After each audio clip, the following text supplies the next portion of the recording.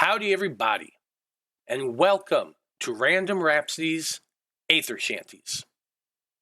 I am Matthew R. Dawson, your friendly neighborhood host and game master for the SAGAS campaign, and joining me around my virtual table tonight are Joe, Nico, and Nobody.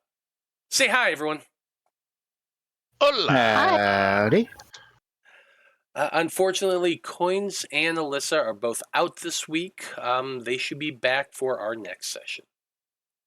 Now, before we begin, we do have a few announcements to get through, starting with a word from our sponsor for this campaign, SAGAS. SAGAS stands for Setting and Genre Agnostic System, and it was created by OKSRPGs. It's a universal rules-light TTRPG designed to help you easily tell a story in any world imaginable. You can choose from over 100 unique features to build your character, and there's also guidelines for quickly making your own unique abilities. SAGAS promotes helping allies over helping yourself, and encourages teamwork to succeed in challenges. Using the smooth and fast combat rules, you can describe epic team combos that you can use to take out your opponents. In any setting imaginable, SAGAS provides a smooth integration of rules to create a unique framework to help create your adventures.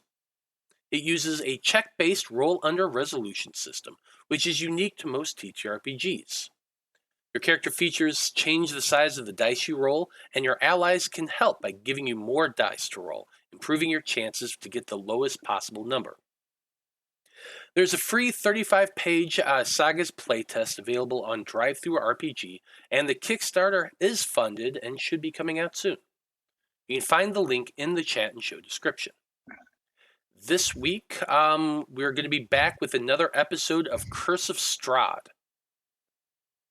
Our team is heading back into the drowned village. They have found the hut of the hag, Babalai Saga, and have just uncovered a unique journal inside of it. But chances are the hag will be back at any minute. They can keep up to date on our schedule and everything we do here on the network by following us on Facebook as Random Rhapsody TV, on Twitter is @random_Rhapsody, on Blue Sky is Random Rhapsody, and on TikTok is Random Rhapsody_TV. And that's going to do it for our announcements. So join us as we return to the world of Loroupa and join the crew of the Wayfinder and their Æther-Shanties.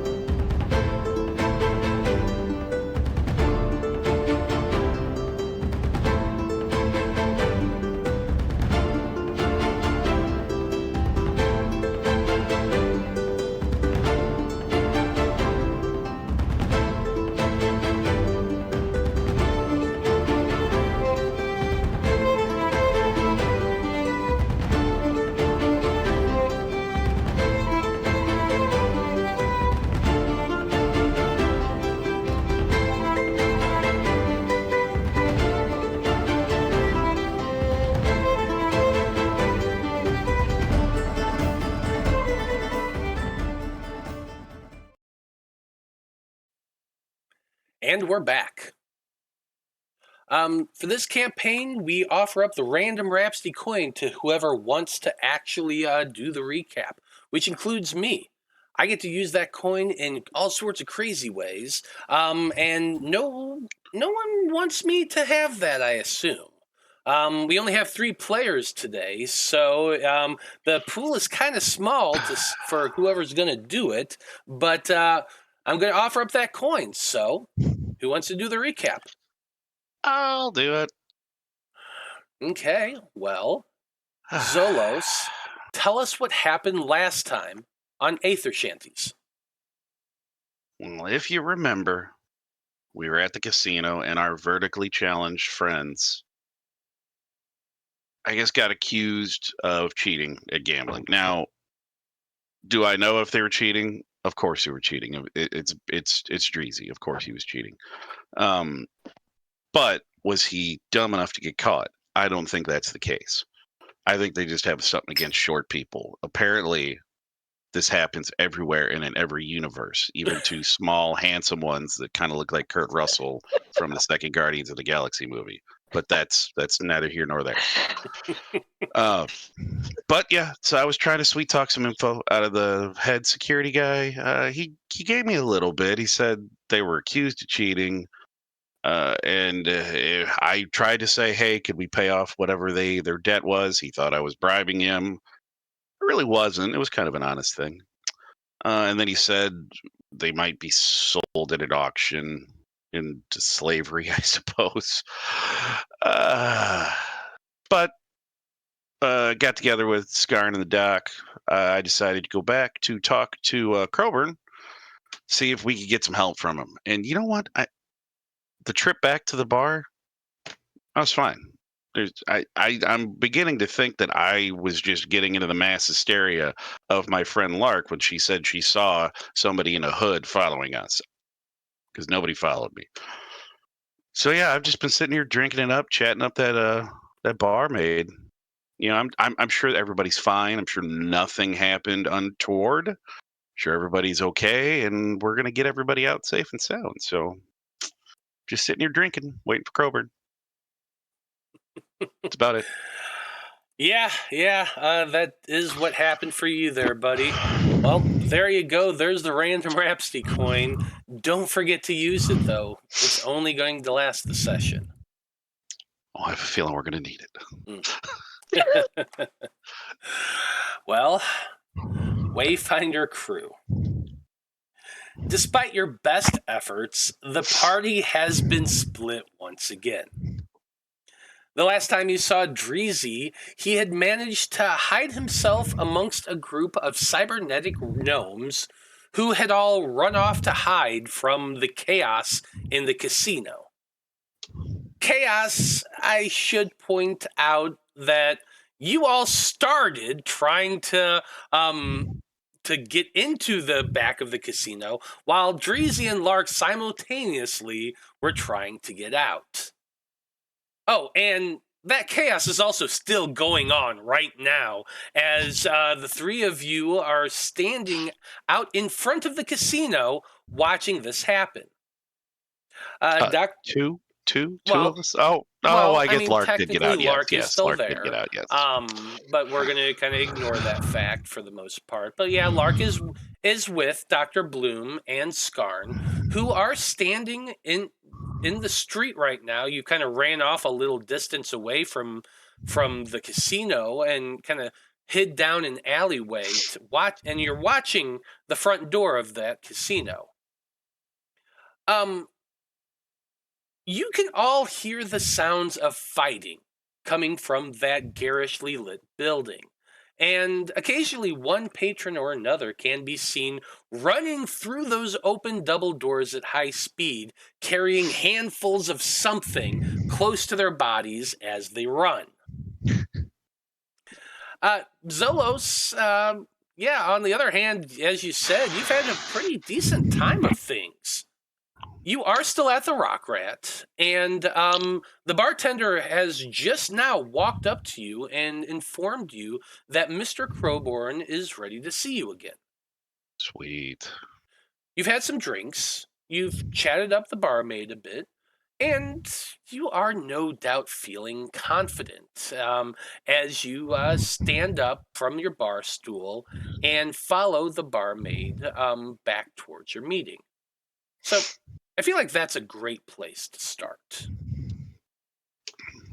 You're led back through the kitchen, through a pantry area, into a small, tidy but cramped and cluttered office that Mr. Crowborn uses here at the Rock Rat. I'll describe him for you all once again. He's basically a walking amorphous slime that has made itself look somewhat humanoid in the fact that it has a shape of a head, a shape of a torso, and arms and legs, and is actually wearing like a kind of nice looking coat and a hat. They're seated there behind the desk. The pseudopod slime arm is kind of holding a pen and is writing on a piece of paper as you approach. The head doesn't move, but Mr. Crowborn does speak up as you step through the door and says, "Just one moment. Sit down, sit down." The slime finishes what they're doing and lifts its head up and looks at you. Well, at least you assume it's looking at you because there's no eyes or anything. Just that kind of pale, darkish, not yeah, more of a darkish blue color. Just kind of forms up and looks directly at you. And Maybe it, like, concentrates a little more right there to show that he's got eyes or something like that, perhaps? I don't know. Like, there's no real. There's no articulation there. It's just a slime. But the head area kind of moves up and seems as though it's facing you, as Crowborn says. "I'm surprised to see you back so soon. Did you decide to go ahead and take the job I was offering?" Oh, I believe we all came to the consensus, yes, yeah, we are gonna do that. However, let's gonna see if you could help us out with the situation. Now, we found out where the little, interpreter person is. Apparently, they Yes. were arrested, and they're going to be sold at an auction at the docks. Uh, so that's and soon, apparently. We were told soon. So that, we're gonna check that out. But, do you remember the little vertically challenged individuals that were with me? You know, the little shortens?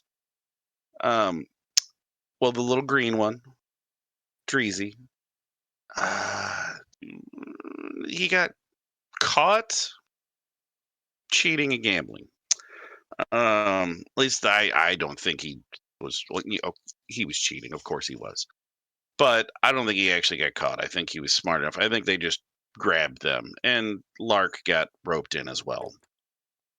Uh, do you know or have any kind of influence that I could use to help get my friends out without them dying? Go ahead and give me that honeyed words check. This is a persuasion check. Yeah. Well, you need to roll a 2 on this. Not gonna use it yet, but I'm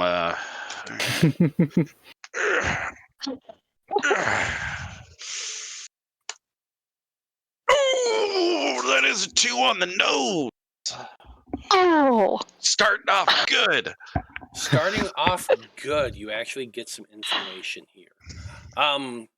What Mr. Crowborn says to you is, "I'm sorry to hear about your friend's troubles. Judging based on the fact that you're alone, I would say you have many troubles." You'd say that. Now, the lead guard did mention something about He they might be sold at that same auction. he raises a pseudopod. He says, "Wait, I have no ties to the Rookfield. Hmm, The Rookfield is owned by the Andrel family." I see. See, Nico's got me there. She's writing. They're writing it down. I see it. I don't have to worry about it. I was going to be like, oh. Then I look over. They're looking down. I was like, all right, solid. Prince Martok Andril is the ruler of the Rock of Vral. Oh. They own much of the rock. I own a much smaller portion of the rock. Yeah.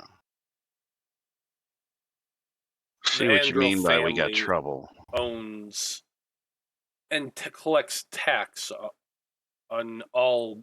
Well, they don't own all of the business, but they collect tax from all of them, including my own. Therefore, I'm sorry to tell you this. I normally would not. But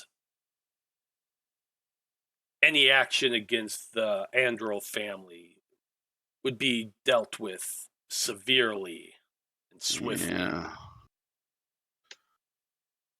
Do they own this slave market or whatever, I guess you want to call it, this at the docks? Do they own that as well? Publicly speaking, there are no slave markets on the Rock of Vral. But, and because you rolled so high, you get to know this.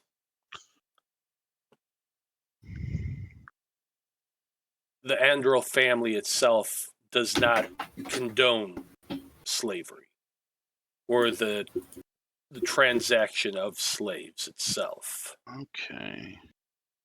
However, I do know of a warehouse that deals in people. It's run by a cult known as, well, the slime kind of looks about a little bit and leans its head forward, and like the head kind of elongates a little bit across the table towards you, and actually comes up right next to your head, and very, very low. Like it's kind of hard to hear, but they say they're the worshippers of the Veiled One. The Veiled One. He'll kind of whisper that back. The Veiled One. Is that something that anybody has ever heard of on Loroupa, or is that something that's just out here? Anesthetic is in chat right now, and she's redeemed an advantage for you. Okay. So go ahead and give me a history check. This is another extremely difficult roll because, like, you're from a very, very remote region of Loroupa. But rumors do spread. There's a possibility you might have heard about something like this. So you're aiming for a 2. And I assume you're going to be rolling a D10 because you don't have anything that's going to lower a history check for you. No, yeah, Actually, he's an idiot. Oh, unless you're. what are your struggles? Struggles: arrogant, deep sleeper, and prominent. So he can't hide in a crowd. Yeah, so that's not going to have anything to do with this. Yeah, no. just a D10. All right.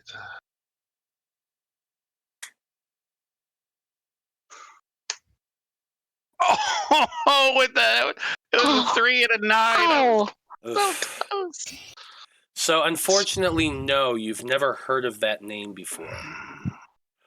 But since you rolled a 3, I will say that you heard that those monks, the ones that talked to you in the bar, Yeah. they mentioned something about something similar. The name Veiled One kind of sticks out. Didn't those guys say something about that? It's like, all right, those weirdos. You guys ran off. They were trying to get us to go kill pirates. They mentioned this Veiled One.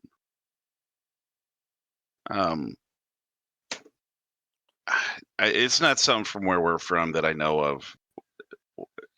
What's so bad about this? There's been ships have come through the Rock of Rahl. Speaking of pirate worshippers, pirate ships manned by undead who worship one called the Veiled One. I've never encountered them myself, but several of my ships have gone missing. That's why I spoke to you about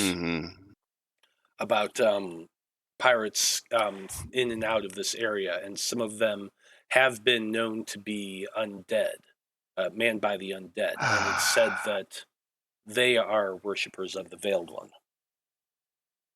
All right. Do you know who owns the warehouse they operate out of? Make for me another persuasion check. Since you're having a bit of discourse back and forth, it's going to lower your DC to a 4.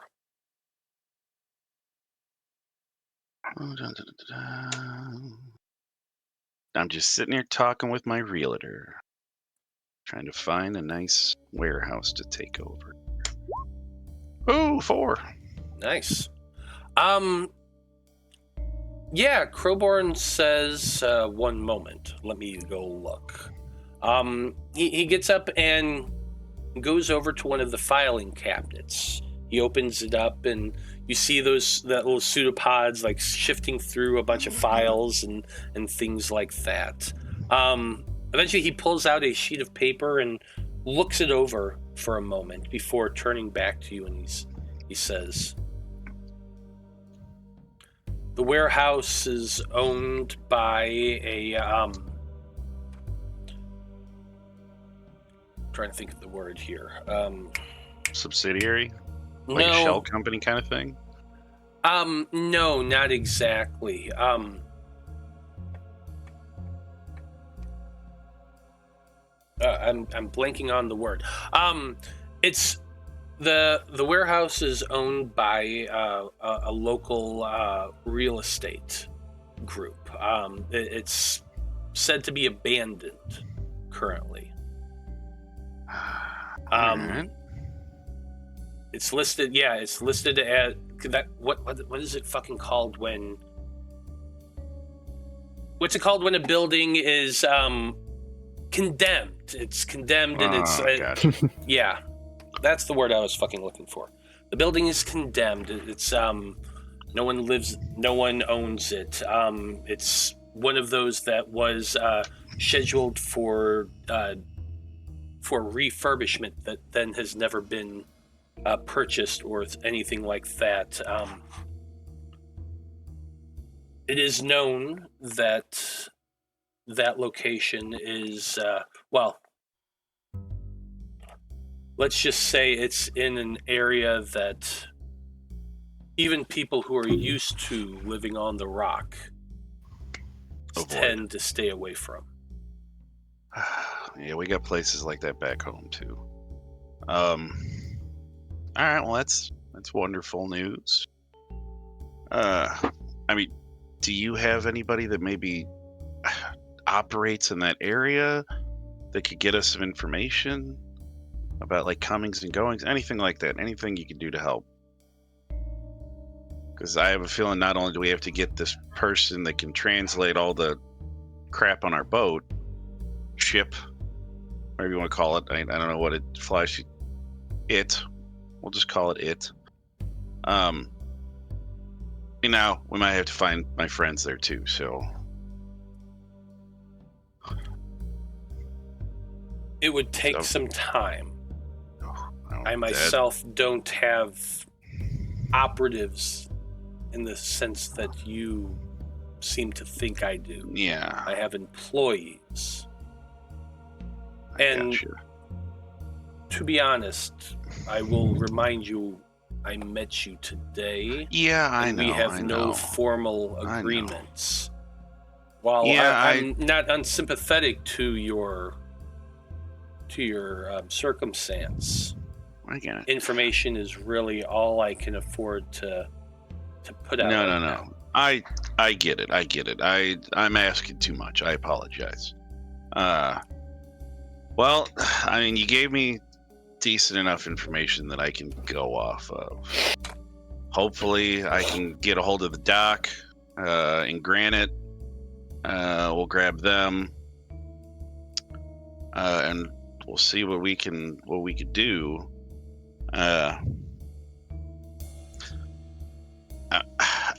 Let me ask you this though, based on who these people are, and you said the disappearances in around this building, how crazy would it be, just for instance, if someone were to, I don't know, attack the auction?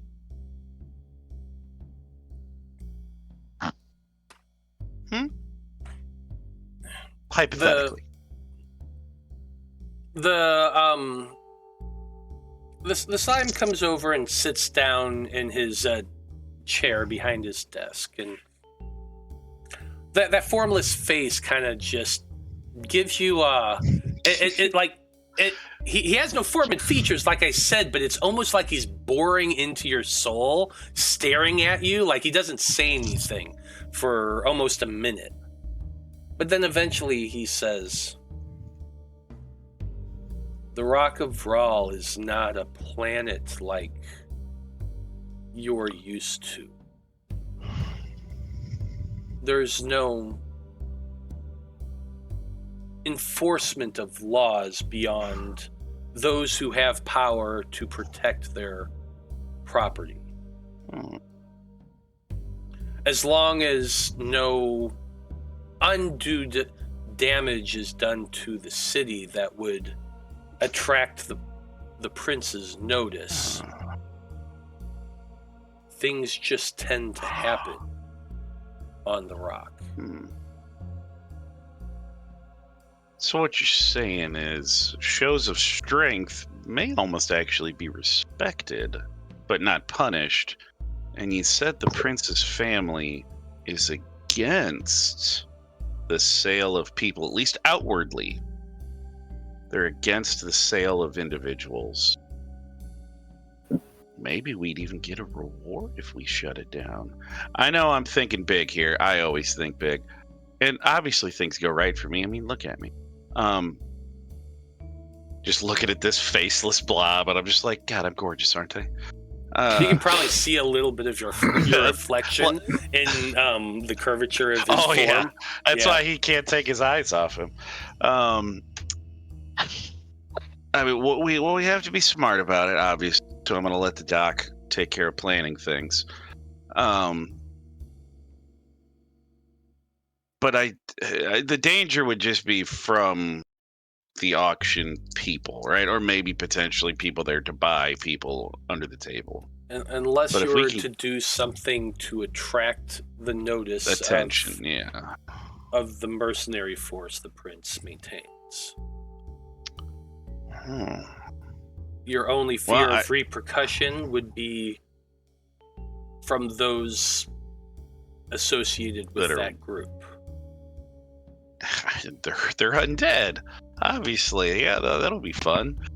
I mean, we've got those back home as well, but they don't operate pirate ships and prey to mysterious entities, though, that I know of. I've never talked to them. Obviously, can they talk? Can the undead talk? Depends on the undead, from my experience. That's a conversation for later. All right. Yeah. I mean, I appreciate the information you've given me. I didn't expect that you were just going to give me, a small army to go in there and get them. I mean, I suppose at some point I need to get back and find the doc and find Skarn, and maybe they've had some luck, with my little uns. Or maybe they're already on their way to the auction. But first, I was rude to leave that conversation. I'm gonna go back out and finish my drink. What was the barmaid's name? I don't remember. Did we ever get her name? Elizabeth. Oh, Elizabeth. I'm gonna go chat up Liz. She and I were having fun earlier. So I got to at least finish my drink though, and then I'll set back out to find the others. But I mean, all things going well. There is a deal in place. I can go ahead and say we're not going with those weird, those monkey people. I guess if we help you out, maybe we help them at the same time. I don't know, but we're officially going to be, I believe the consensus was, joining your endeavor. And hey, if some of my friends die, I'm sure I can find new ones here. You know? I don't know what to say to that. I didn't expect you would, sir. I am a force of nature. What can I say? But I appreciate your information. I guess, when all things are settled, we'll put something more official, maybe down on paper, I guess. Is that how you'd want to do things? Yes. Maybe if you come to work, sign a contract. You would be signing a contract, correct? We'll take care of that. Like I said, I'm gonna go finish that tall one, chat up Liz some more, and then make my way back. I mean, and maybe they'll come here. I don't know. We really didn't make out a plan. I was just gonna come back and talk to you and see if you knew anybody. I mean, so I guess job well done. I completed my task. Yeah, so I think that earns me the rest of that beer. So I'm gonna go enjoy that. He just instinctively, just reflexively would reach out to shake a hand, and then realize there isn't one. Yeah, the blob is just staring at you right now, like, why won't this guy shut up and leave? and I mean, I almost see myself like wanting to reach out with one hand and pull his little thing and like do like a fist bump, but I'm not gonna do it. So he's just like, yep. He's like, all right, good talk. Thank you for the information. I will put that to good use though. And he's gonna go back out, finish his drink. He's thinking everything's going well. He goes, hey, we got time. Yeah, because you guys had spent like an hour or so dealing with all of that.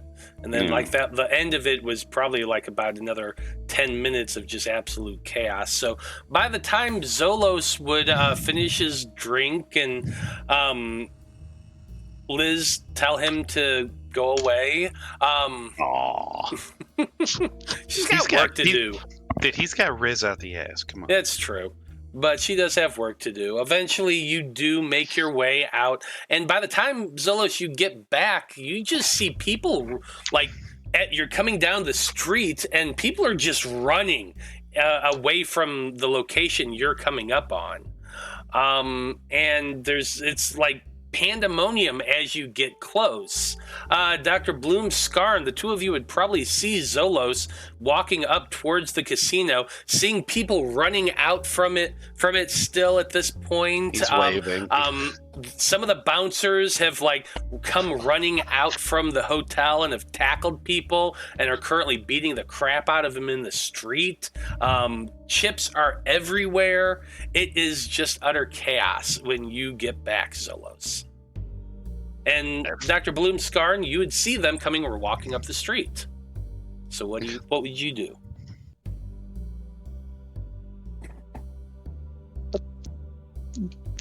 Grab him by the sleeve and pull him into the alley with us. Did anyone hear Nico, or was We're it in just an me? alley? Yeah, I can hear Nico. Oh. Mm-hmm. Huh. Oh, nope, that was me. Somehow my volume got turned down. Sorry about that. But yes, we're gonna pull Zolos into the alley with us. Hi. Whoa! This is tailored. What do you can't just? Oh, it's you guys. What's up? Okay, well, good news, bad news. Is that the bad news? I feel like Lark is also like in the middle of a full-blown panic attack. Oh my God! Hey, you got out. Yeah, that's the good news. Yep, we got one.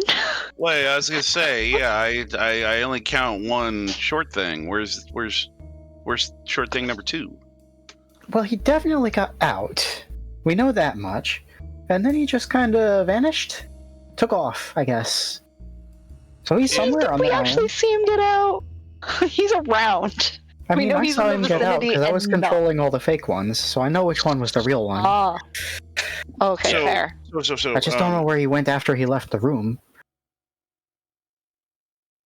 Was y'all getting them out that started that? Or did that start by itself and then they got out? I'm gonna guess that Dreezy specifically started it, because it started when he burst out of the back room and started dancing around on top of a poker table. So, Unorthodox, okay. But bold and brash, yeah. yeah, you know. Yep. All right. Where is he now?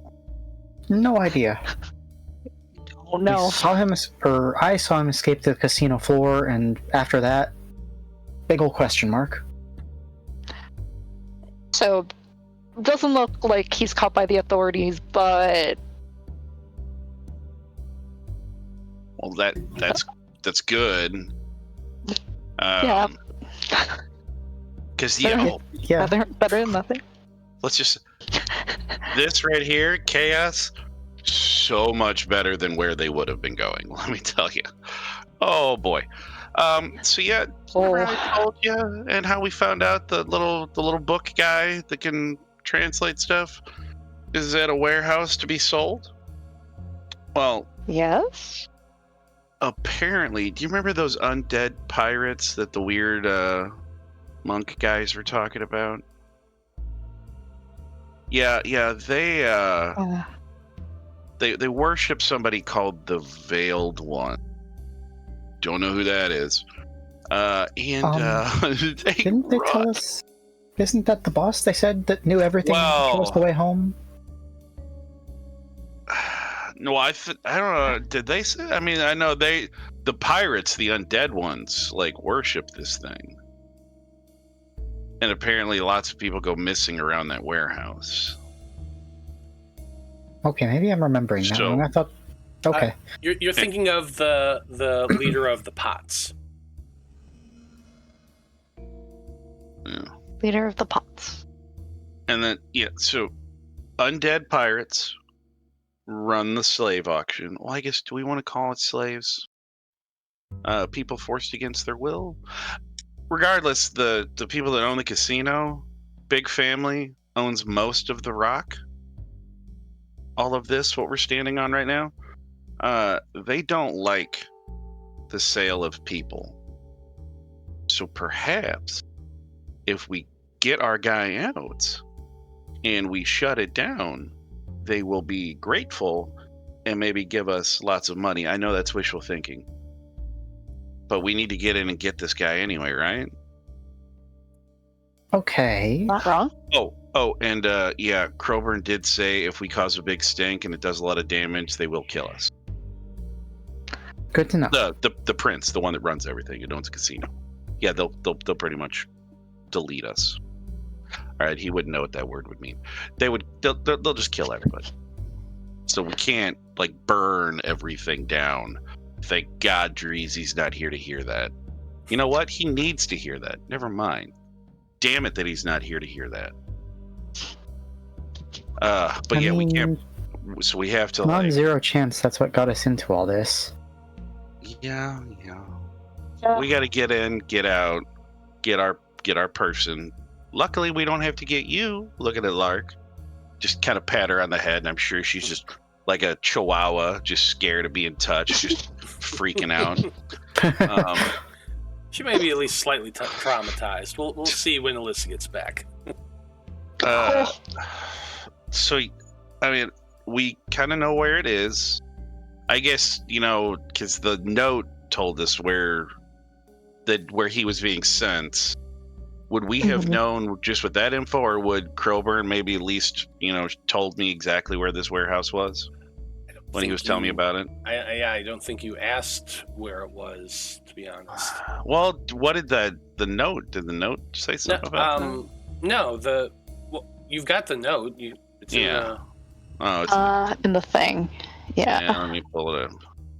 Oh, I didn't mean to. Oh, son of a bitch! I actually clicked on the wrong thing and totally closed out Roll20. Don't you hate Fun. that?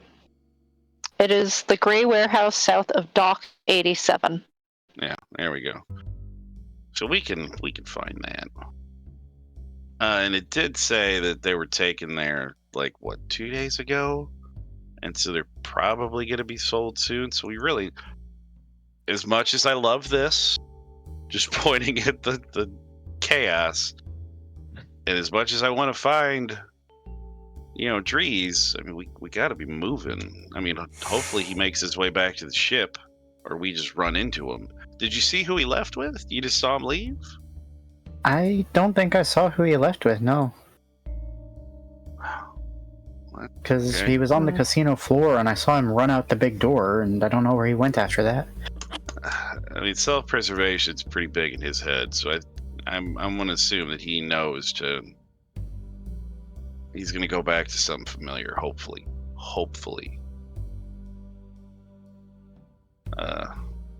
So he'll make his way back home, or at least maybe to the Rock Rat, to the bar. Hopefully, yeah. If not the ship. But I think we gotta go check this place out. Agreed. At least give it a once over. Look it out, see what we can see. See if... do we need to deal with any of this, or should we be leaving because they're probably looking for Lark? I think we should leave. Yeah, pretty much.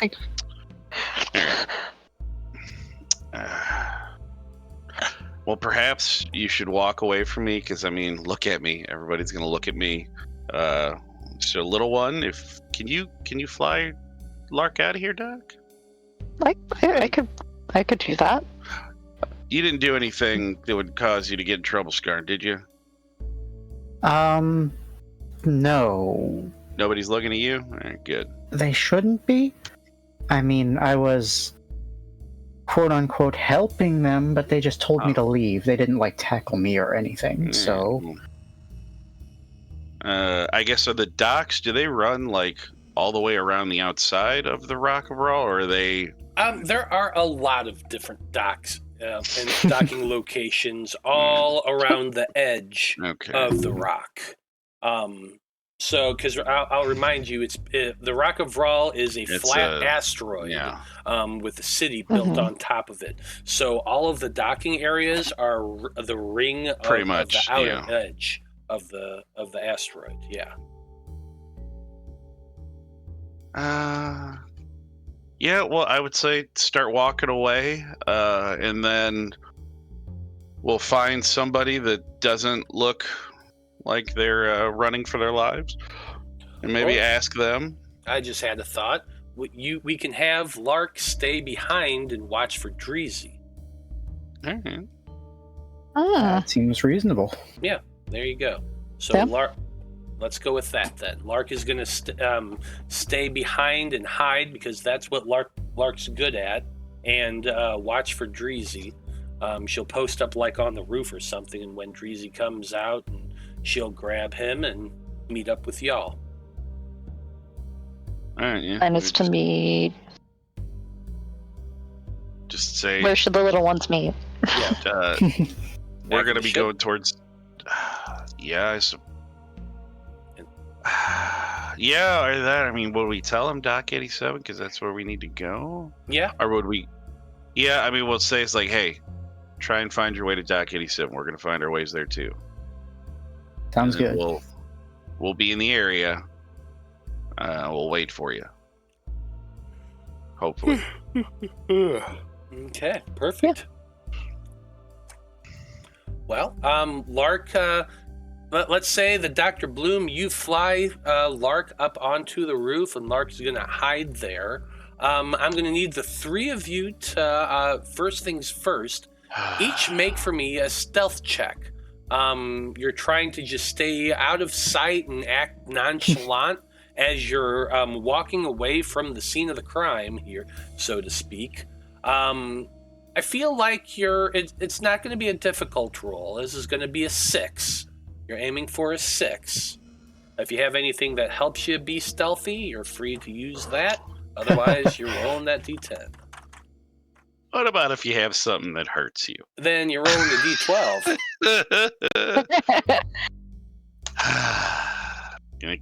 I still think it's important. I mean, now he was God, and then he walked up, so I'm not as worried about Zolo.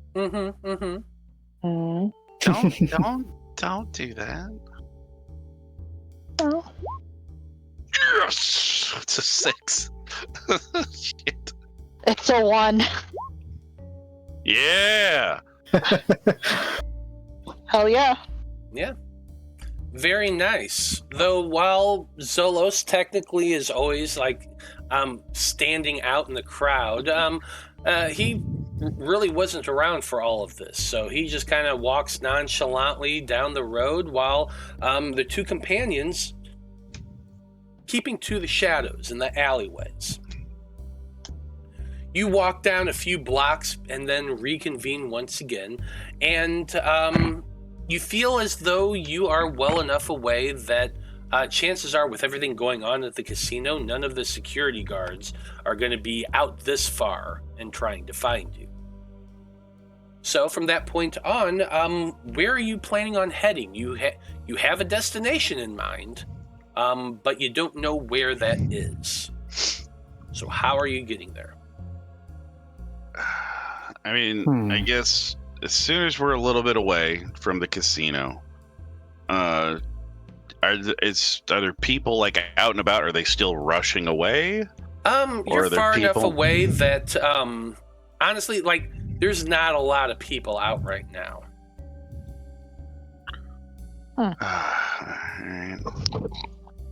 Well, let's find out. Make a perception check. Let's see if you can find somebody. I feel like the streets right now are kind of deserted. There aren't a whole lot of people out, especially since, there's a bunch of chaos a few blocks away. So possibly finding somebody is going to be a little difficult, but it is possible. You're aiming for a 4. If you roll a 4, you're going to find somebody.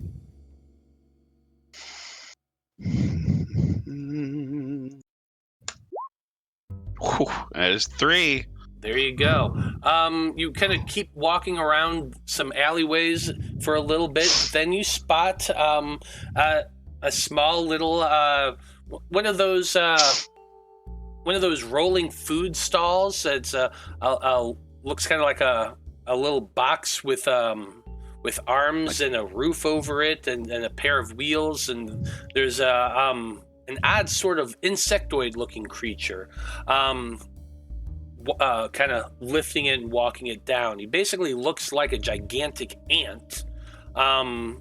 Big old bug eyes, antennae, mandibles, the works. But he's wearing a white apron over his carapace that's kind of tied in back, and he's just kind of wheeling this food kiosk along.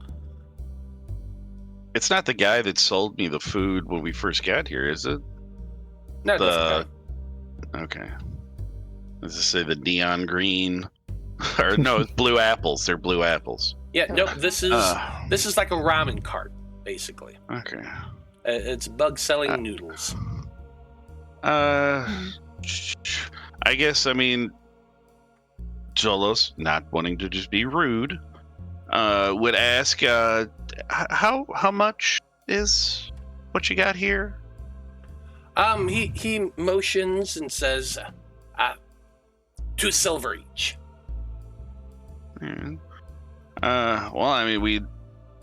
He'd start patting himself down and just remember that a lot of his money went towards the information. So he'd be like, you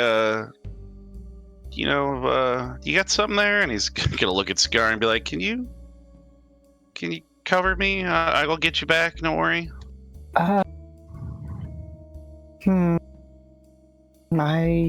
don't seem to have any money in my inventory, so I don't know if I can. We never actually we took out some spending money. Yeah, from our everyone's total. had a little bit of spending money with them. We've kind of been ambiguous about how much it is, but it was enough to buy, like, just because there's no money system inside. Yeah. So we've always been kind of general about it. But you have a little bit of coin on you still. I don't think, has spent a whole lot. Maybe a little bit, but not a lot. It's been mostly Zolos and Dr. Bloom spending their money. So you do have a little bit, and if you rummage around and you find your little money sack, there is some coins in there. So yeah, you can find a couple silver pieces to give the bug, and in return, you get these long kind of like mauve almost colored noodles with a clear kind of a sticky sauce and some green looking herbs that you can't quite identify on top, along with what clearly looks like sesame seeds. He passes them to you, and the aroma is spicy and sweet at the same time, but not terrible smelling. He'll kind of like dig into it, take a bite. Is it good? How about this? On a scale of 1 to blue fruit, how bad is it?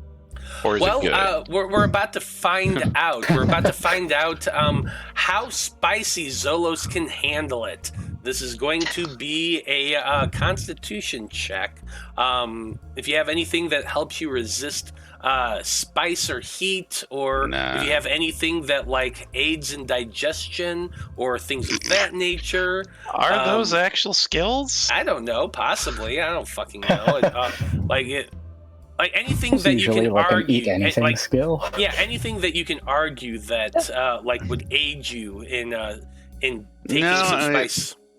I'd like to think. I mean, I don't know exactly what kind of spices they would have back home. I mean, he's a big seafood guy. I mean, yeah. So I don't know if he would have come across. I'm sure there's something. Loroupa, but so it's possible. So basically, you're rolling to resist white people. He's green. It's I know. I get you. Yeah, we're gonna go with you're rolling a d10, and I feel like let's call this a 4, just for funsies. I mean, as a joke, it would be funny to use the thing here, but I'm been rolling good, so I almost kind of want him to fail, but we're gonna see how this goes. God damn, he's on a streak. Yeah, 3. He's on a heater. So you slurp up some of these noodles, and they're like chewy and cold, and have like a little slimy texture, but they're delicious. They're spicy, but in a good way. Your mouth is tingling. Everyone watches Zolos's blue skin go just a light shade of purple as he's eating this. It's like Joe, whenever we've gone to Chili Spot and we've eaten spicy food or stuff, or have you ever been with me? Or I haven't been with you, but the time I ate at your house, the food you made had some kick to it. So yeah. So it had some kick to it, but it's not like unbearable. And you slurp it down, and it's like it's sweet and spicy at the same time. It's really freaking good. Oh god, yeah. You guys got to get down on this stuff. This is great. And kind of while he's eating, he'll chew his bite because he's not rude, and he grew up in a rich household. So he's gonna ask. He's like, "Hey, we're kind of new to the Rock, and we're trying to find. We were told there's this great place to get some provisions for our ship, but we were told like around Dock 87. Can you tell us where Dock 87 is?" Do you know where Dock 87 might be? The bug creature kind of shakes its antenna a little bit as you say that, and he says, "Dock 87. You don't want to go around Dock 87." Well, we're told we got to get some stuff, and we need to go near there. They said it's somewhere in the area around 87, maybe not at Dock 87, but can you tell us? I mean, is everything all right? I mean, you seem a little worried. Make me a persuasion check. Aim for that forward.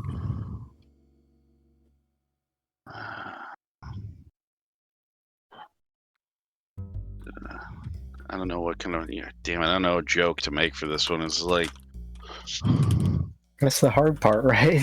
Yeah, I mean, I've usually I got in my head. I was like, I can't do a joke for my little, for my role on this one. So, he said a 4. Mm-hmm. It's a 3. That area scares me. Smells of death. People say people disappear there. He points in like just an offside direction. He says to the north of 87 is on the northern side of the rock. Take that road up ahead. Follow it north as far as you can go. You'll see it there. I appreciate you willing to share that information. I can see that you're a little unnerved, so I thank you for telling us what you did. This stuff is great, though. By the way, you need to open yourself not just a little cart. You need a whole location, bud. This is great. Part of a franchise. Ooh, I got to get down on this. He's gonna tell. I guess is it. I'm assuming the bowl has got to go back to him, or is it like some kind of space age disposable container? Okay. No, he wants the bowl back. You're gonna have to finish it before you leave. Oh yeah, he'll finish up. I mean, he'll be like, he goes, if you guys don't want to try some of this stuff, is awesome. Yeah, you got enough money, Skarn. The 3 of you can all have some if you want. I mean, I know we're kind of on a tight schedule, but I mean, you guys did just burn a lot of calories. I mean, and he's gonna just kind of hold up. He's gonna like mic the situation, this shit, and he's gonna hold up. He's like, these abs, you gotta eat, and, get enough carbs to burn that energy to be able to do this. And he's just, as I'm just sitting there posted up with my fatness underneath my hands. Jeez. But he's just like, he goes, if you want this, I mean, this is good. This is high quality carbohydrates. This is gonna be great energy to burn later.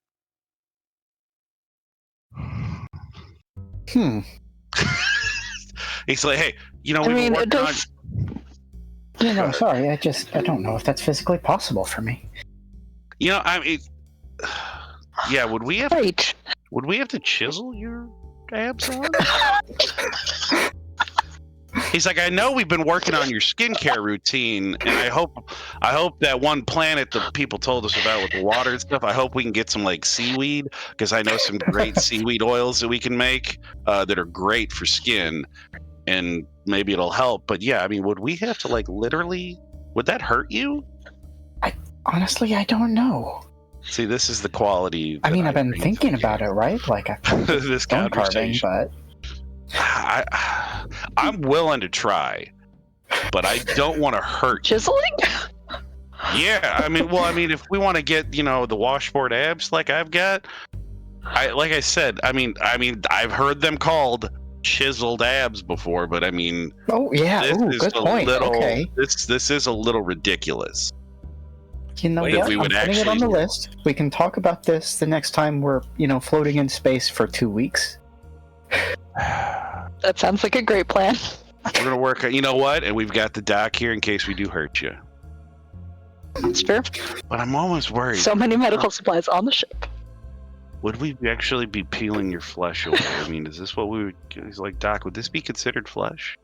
I mean, because you know what? We're gonna work. We're gonna table. At this whole time, this bug is like, what the fuck did I do? He's like, I gotta stop stopping in the middle of the night. She's like, he's gonna quick finish and stuff. He's like, you know what?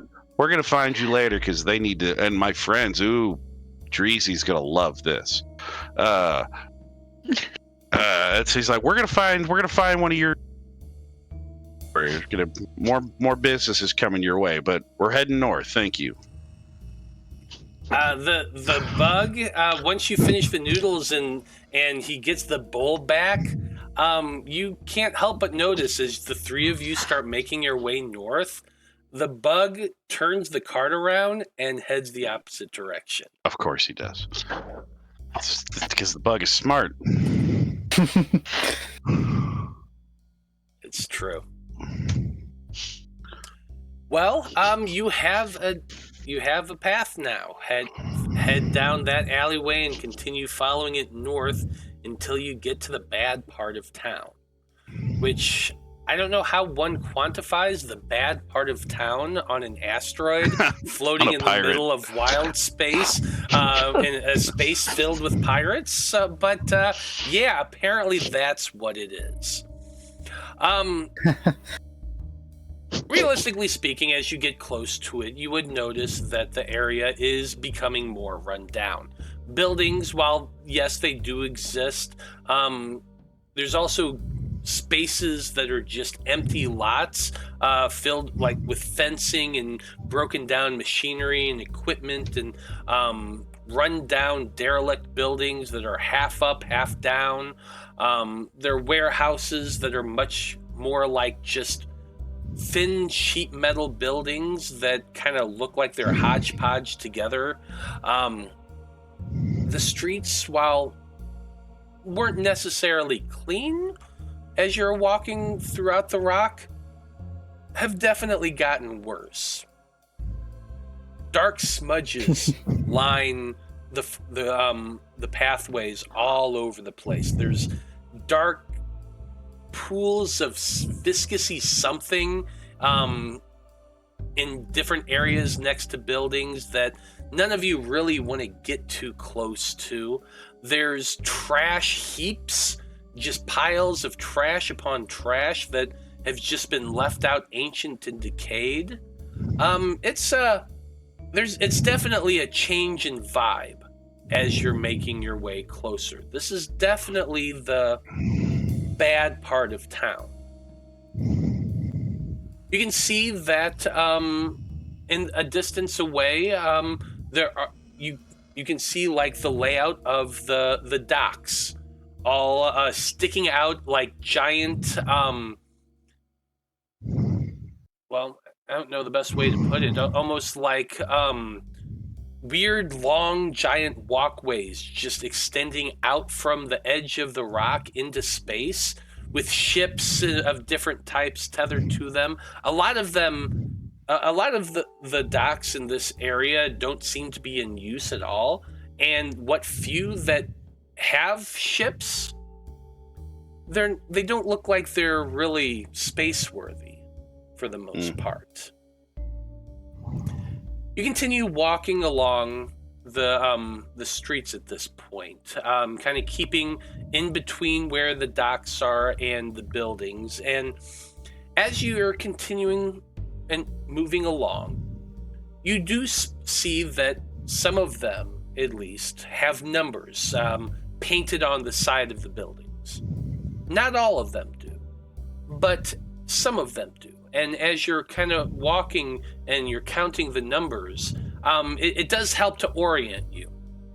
And you're able to find, after about an hour or so of walking and counting and looking about, you are able to find a building that itself is not numbered, but it does stand out a little bit. And judging based on the numbering of other buildings you've been counting, you think this might be the place.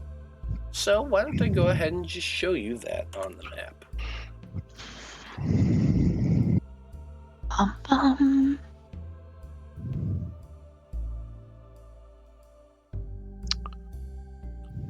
Couple of handsome guys at the door. Yeah, so what you're seeing ahead of you is a particular building. It seems to be about 2 stories tall, more wide than it is tall, rectangular in shape.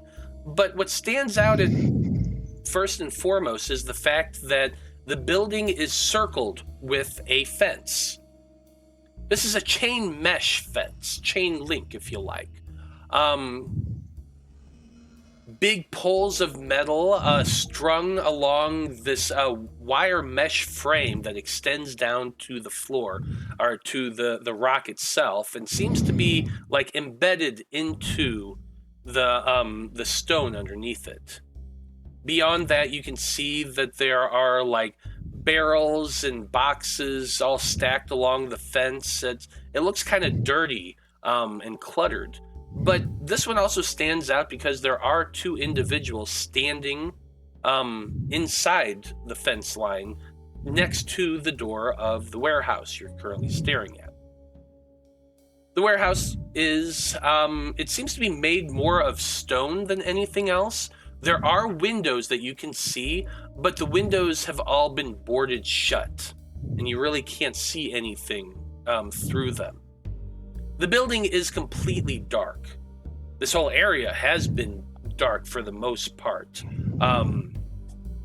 You've had to use some light sources. There has been some like street lamps every so often, but the farther you got into this area, most of them have been out, and so the only light that you're really getting is the ambient light of the rock itself, because you know it's an asteroid in the middle of space. There's no daytime, nighttime. It's all just perpetual darkness, and what lit buildings are about that give light.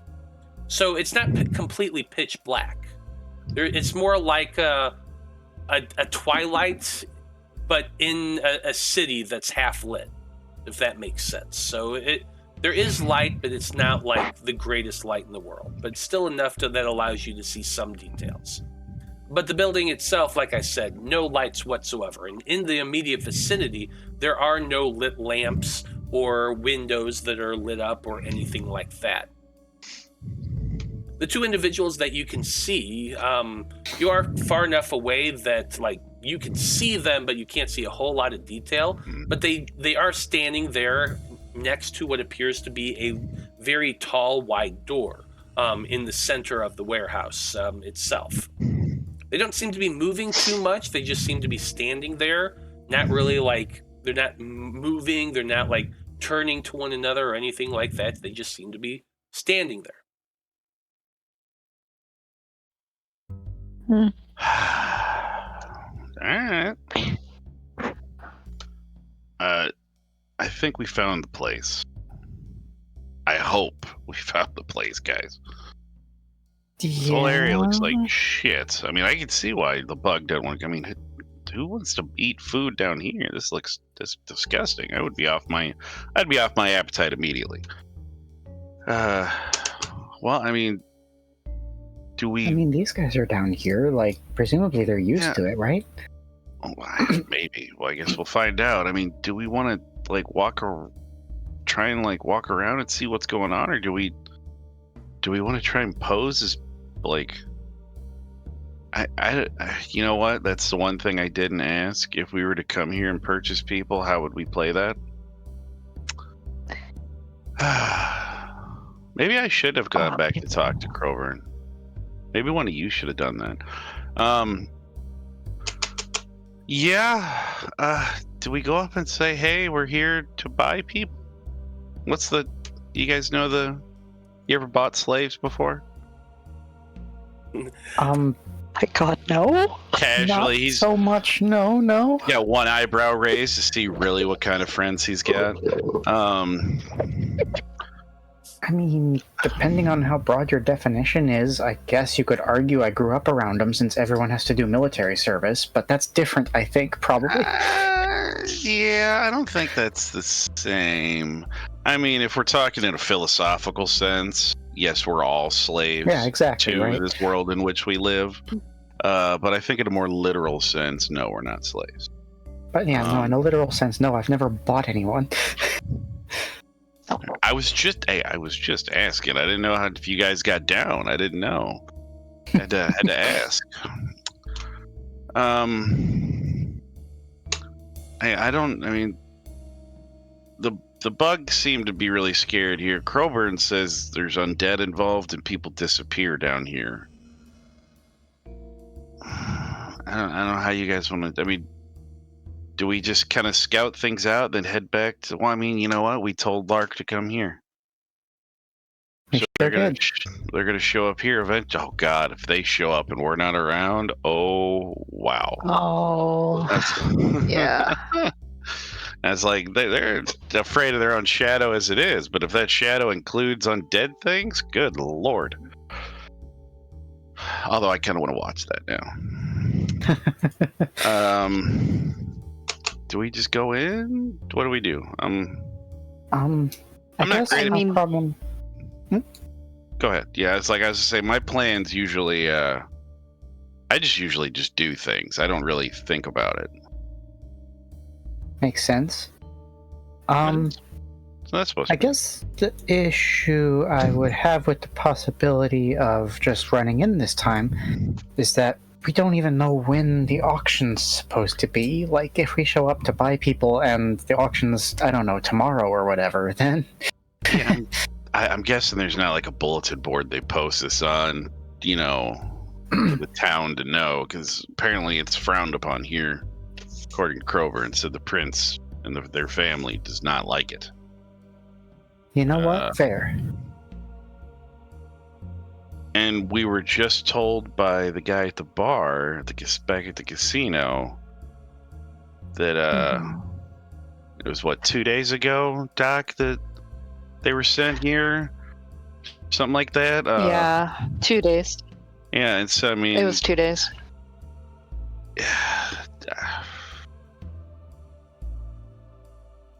I mean, we also don't exactly have funds on us to prove that we are here to purchase humans. The other thing is that this note does say that the Death Cult wants this guy to work for them. So I can't imagine if they have him or her. We didn't did it. Well, I guess it does say he. Never mind. I was gonna say I couldn't remember if we actually gendered our bookworm. Yeah, if they want him working for them, I don't know that we're gonna really be able to. We're gonna have to take him. Yeah, right? I don't know that we're gonna outbid anybody. It's not. Well, it's because we don't have. We really don't have any money. No, we sure don't. I mean, fuck. The Doc and I spent a lot of it just getting that. The note. Although that drink was pretty tasty. Yeah, you know what? I down that. I don't think you got a. It had some nice fruity tones to it. There was a cherry in it too, which I was kind of. I enjoyed that. I would like to think it was like a Shirley Temple, and he's never had one before. And so it would perfectly be right up his alley. And so it's just it's like it was great. God, now I want another drink. He's very easily. I'm easily distracted, so he's easily distracted. What were you about to say, Dr. Bloom? I mean, just given the circumstances, we don't exactly have enough money to bid for people. The Death Cult definitely will not give this person up, so I'm actually kind of a little confused. So I guess they're being sold to the highest bidder, but at the same time, the highest bidder will probably be the Death Cult. I don't know. We're gonna have to bust him out. We have no clue where we are. But also, I have a question. As somebody who has night vision, does that change what we see in this vicinity compared to what the initial description that we got? Give me a perception check using your night vision. Let's see. I think this is going to be a 6 for you. Yes, while you're doing that, the note does say that he was hiding from the Death Cult and someone took him. So it may not be the Death Cult that took him. It could be the people from the casino, or it could be somebody else. And he's being sold here, and it's probably going. So we might, if we could outbid them, but then they're here, and there's probably a lot more of them, so they could just kill us anyway. Sure. I'm sorry, I missed the difficulty. 6. I'm a ray of sunshine. A 6. Okay. I mean, we're talking about breaking somebody out of a slave auction. what choice do we have? Yeah. Aha! It's a 4. Okay, so there are some details that you would be able to note based on the fact that you do have dark vision. You would be able to see that the individuals that are standing by the door, you can see a bit more details of them. They seem to be they are wearing clothes, mostly like the clothes of common people. You know, both are wearing pants. Both have coats on them. You can't see a whole lot of their skin other than their face, which is the thing that really kind of draws your attention. The eyes, they kind of have a reflective quality to your dark vision. Like it's almost pure, like you know when you're seeing in dark vision, you're only seeing things in scales of gray, black and white and gray. But so you know when you see like in like raw footage camera of like night vision, when an animal kind of looks at it and all you see is like that white of the pupil. Yeah. It's kind of like that, but the entirety of the white is like that. Slightly reflective, almost as though there's like no color there whatsoever, and all you're seeing is the white reflectiveness of the eye in the socket.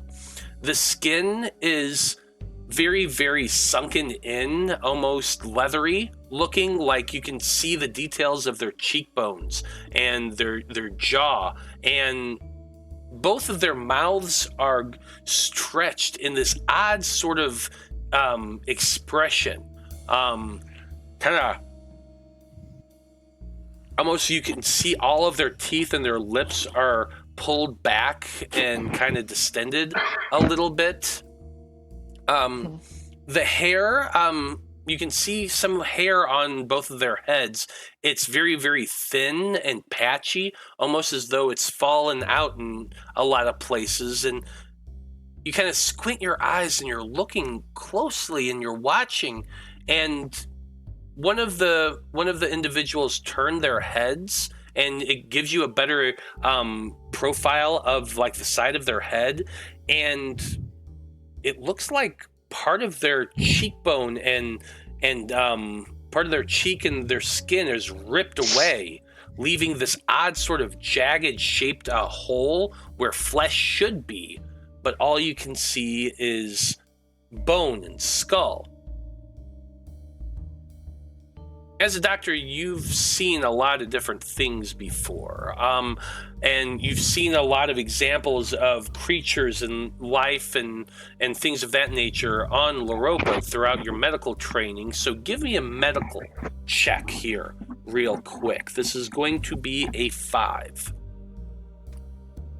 5.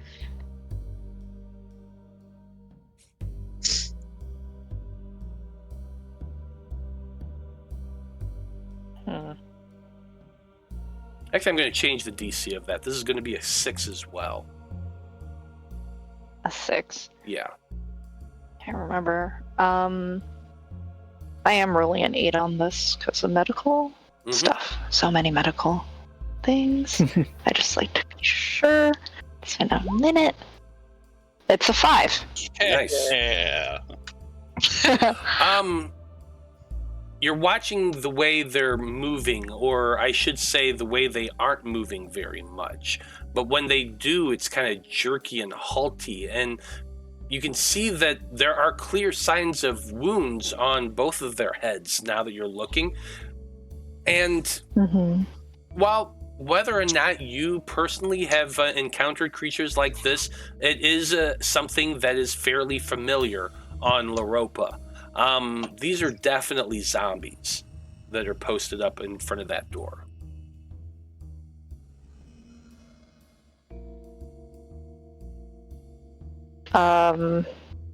So that's That's potentially a problem. Other question, on Loroupa, do we have a wide range of zombies, or do we have a particular type of zombie? Are we talking 28 days later zombie? Are we talking Night of the Living Dead? Good. More Night of the Living Dead than 28 days later. Zombification is not a virus on Loroupa. Not at all. It is definitely magically created. But to answer your previous question, there's a lot of different types of zombies on Loroupa. Like they come in breeds. Some of them have been magically augmented. Some of them are more plant than humanoid. Some of them have been augmented in different ways. 40 years ago, there was a cult that loved to use zombies because they were just a good resource tool, and and a cult once actually came up and was taking zombies and weaving plants like vines and stuff into the zombie to make them harder and tougher. There's all sorts of stories from before the breaking of different ways zombies have been utilized, or they're a constant threat in certain parts of the world. Let's just put it that way. Okay. Not on Jura. On Jura, you hear stories about him, and occasionally, like a necromancer might rise up and create some zombies. But for the most part, they're stopped really quick because bodily autonomy and things of that nature. In the Kingdom of Jura, it's definitely frowned upon and looked down on. Which is why it wasn't top of mind when the brain stalkers were there. Yeah, okay. I of course relay all of this. These are zombies, friends. We have zombies at the door. Are we equipped to fight zombies? What? I mean, do they look really tough zombies? I don't know. We don't really deal with that back home. Yeah, I don't think I know really what that is even. It's a type of undead. Didn't you? I was going to say, I was just about to ask, didn't you grow up reading some of the stories about the Fab Five? Name drop. But no, I guess it's like, yeah, there was the Veil guy. He loved zombies. You never read those stories as a kid? You never heard about them? I'm sure I would have loved them, but, I was kind of limited to what the archives at the fort had, and they don't go for a whole lot of adventure stories. Well, I mean, it's also kind of history stuff. They are the people that saved their world. If only there were some of those stories available in long video format for anybody to go back and peruse. Yeah, I don't know how much the Fab Five stories would have gotten to the Kingdom of Jura. Maybe a little bit. I'm sure, they somehow every once in a while a trader brought in some books or something. Yeah, I mean, Blood is really the only person of the Fab Five who actually writes about the details of that.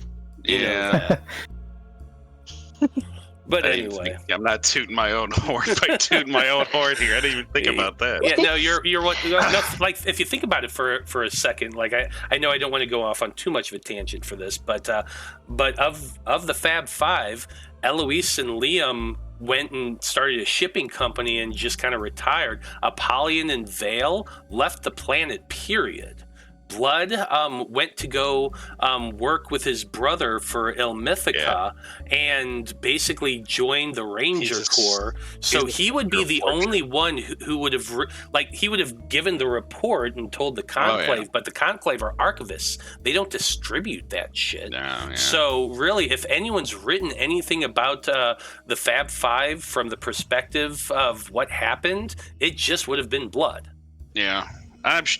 I don't know if he at any point would have tried to monetize that, because he was a very private person during the campaign. So I don't even know how much he would have written about it. So any stories that probably got transmitted were just taken from the conclave over the last 40 years. I mean, so not since a lot. he was rich and he did have like tutors, that's the only reason why I think he may have heard of any of this.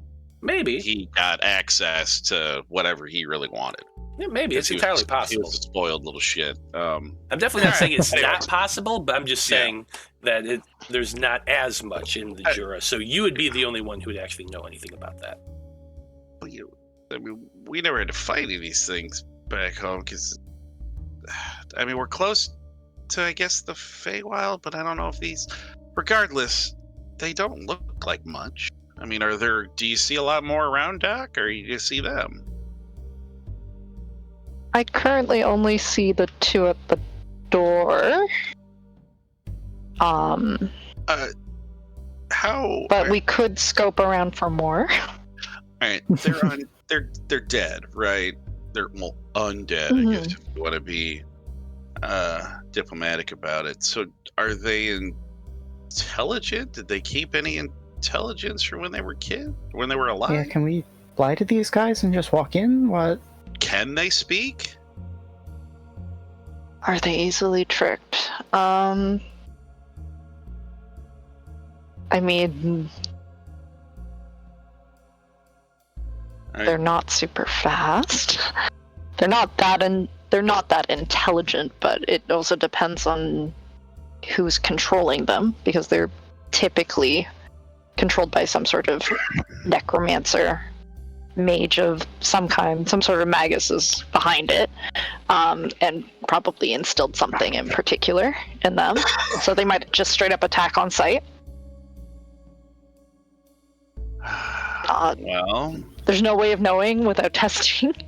Because we are in space and they are not necessarily typical Loroupan zombies. That's the only knowledge base that we have, though. So. Well, I mean, if there's more than two, we could have a problem. But I mean, are they going to be able to report back to somebody if they see us? I mean, they're just piles of flesh, right? I mean, they're undead. I mean, if they're guards, they must have some way of sounding an alarm.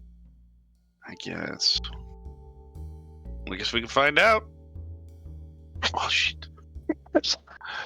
I mean, I would prefer to have, Short Round and Lark with us.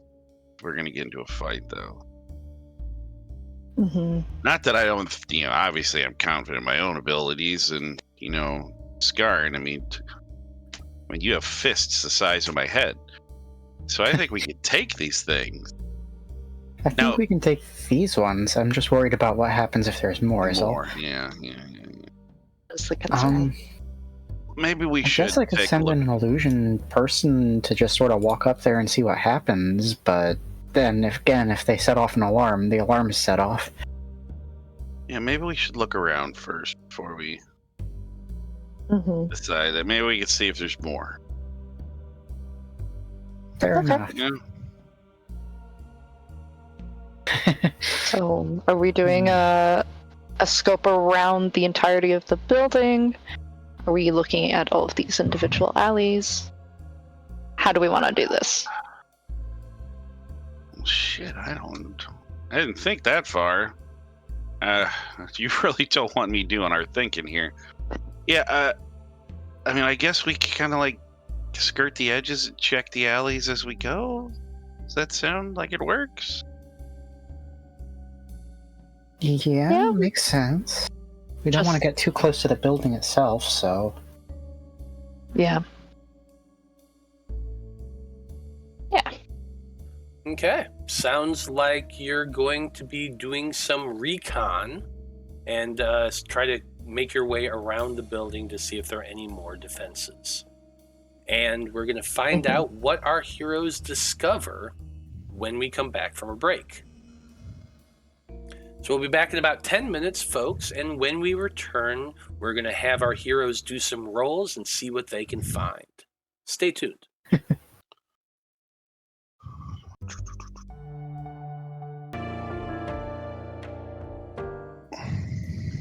Howdy, everybody. We are back. And when we last left off, our heroes had tracked down the warehouse that the cult of the Veiled One seemed to be using to buy and sell people somehow.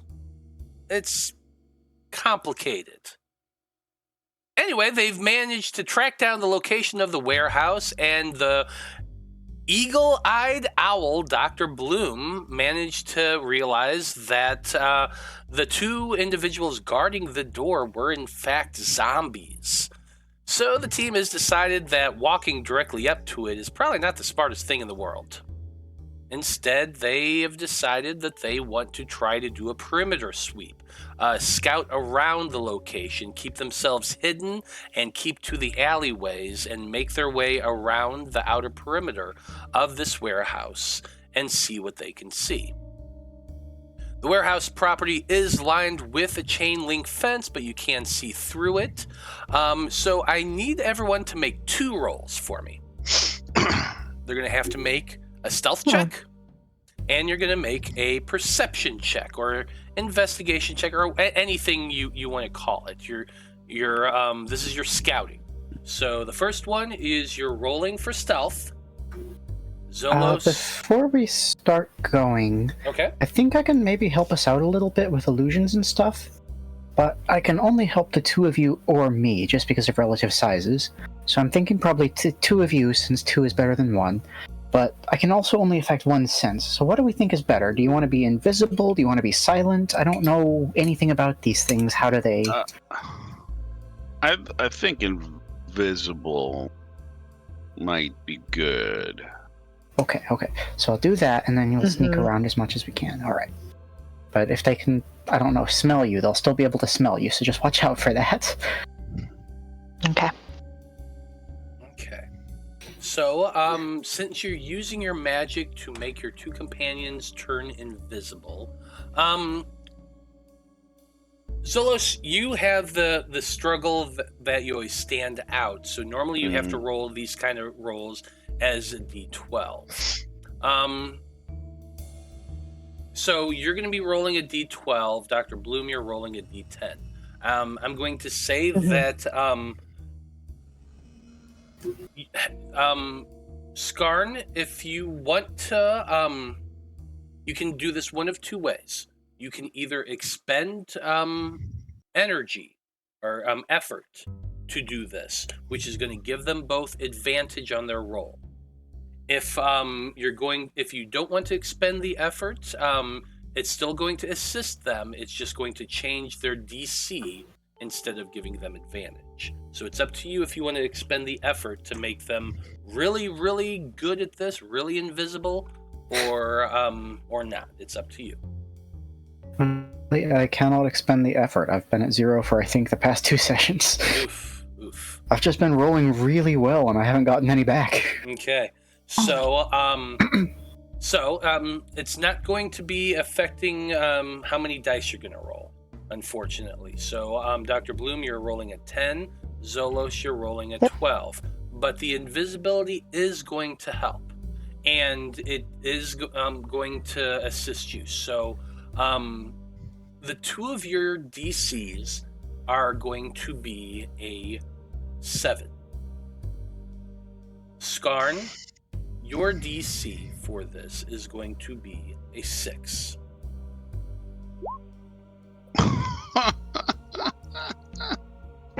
A 9. That's a 3. Oh, Doc. Nice. Hell yeah. I'm gonna rate all my efforts up to full at least. And then for our perceptions, what did you want us to go for that? For the perceptions next, you're looking for details here. So you're aiming for a 4.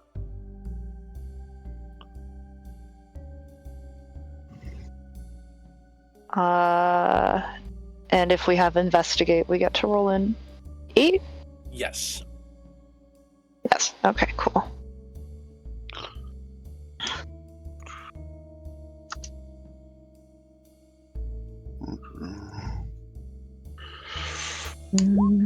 Oh, God. folks. He's on a heater. That is 2. Dang.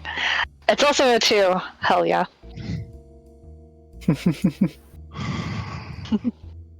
I need to go to fucking Vegas.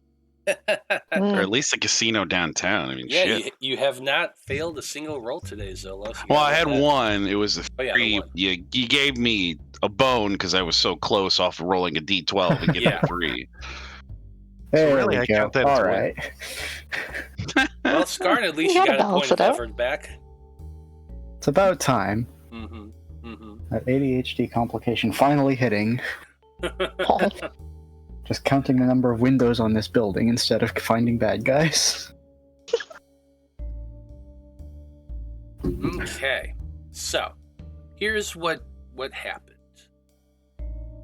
Your group begins to weave through the alleyways. You're trying to keep the building in a line of sight, but sometimes you have to go behind a building and around to get at a location where you can creep up and see again. I'm gonna move around a little bit your tokens. As you're kind of passing along, I'm moving your tokens so you can see the sides of the building, but this isn't where you're actually at, so don't worry about that. This is just so you can see things. You kind of go around the side of the building a little bit. You can see that the yard extends a ways around. A little bit. There are stacks of old rotten wood in one location. There are some broken bits of barrels and crates. You actually see an old water trough at one point. As you're making your way around, you do notice that there is another zombie that seems to be making a walking perimeter around the outside of the building. You hadn't seen this individual before because it was kind of behind the building when you first approached. And by the time you get around the side of the building, you can see it very slowly lumbering at a very, very slow pace around the outer perimeter, inside the confines of the fence, but still outside the building itself. Yeah. Now, Dr. Bloom and Zolos, you two rolled the same, but what you see is slightly different, just because the two of you have different types of vision. Dr. Bloom, you have the dark vision. And as you're walking, you do see towards the back of the building, there are there's 3, in fact, windows on the second floor of the building that haven't been nailed shut. You notice that the windows are in fact open. They have like curtains over them and that are half drawn, and you can see a little bit inside the window there. Now it's difficult to make out quite what's there. Zolos, you first see it, and all you see is some motion. And I feel like you would then grab Dr. Bloom and kind of point that out. And Dr. Bloom, when you look using your dark vision, you see that Zolos is in fact correct. There was some movement by that window. You can see an individual inside there. They seem to be pacing back and forth in front of the windows. So I'll even kind of show it there so you can see on the map that there is in fact somebody there. They kind of go to that window, kind of walk past the next one, make it to the far end, and then turn back again and make that same circuit around.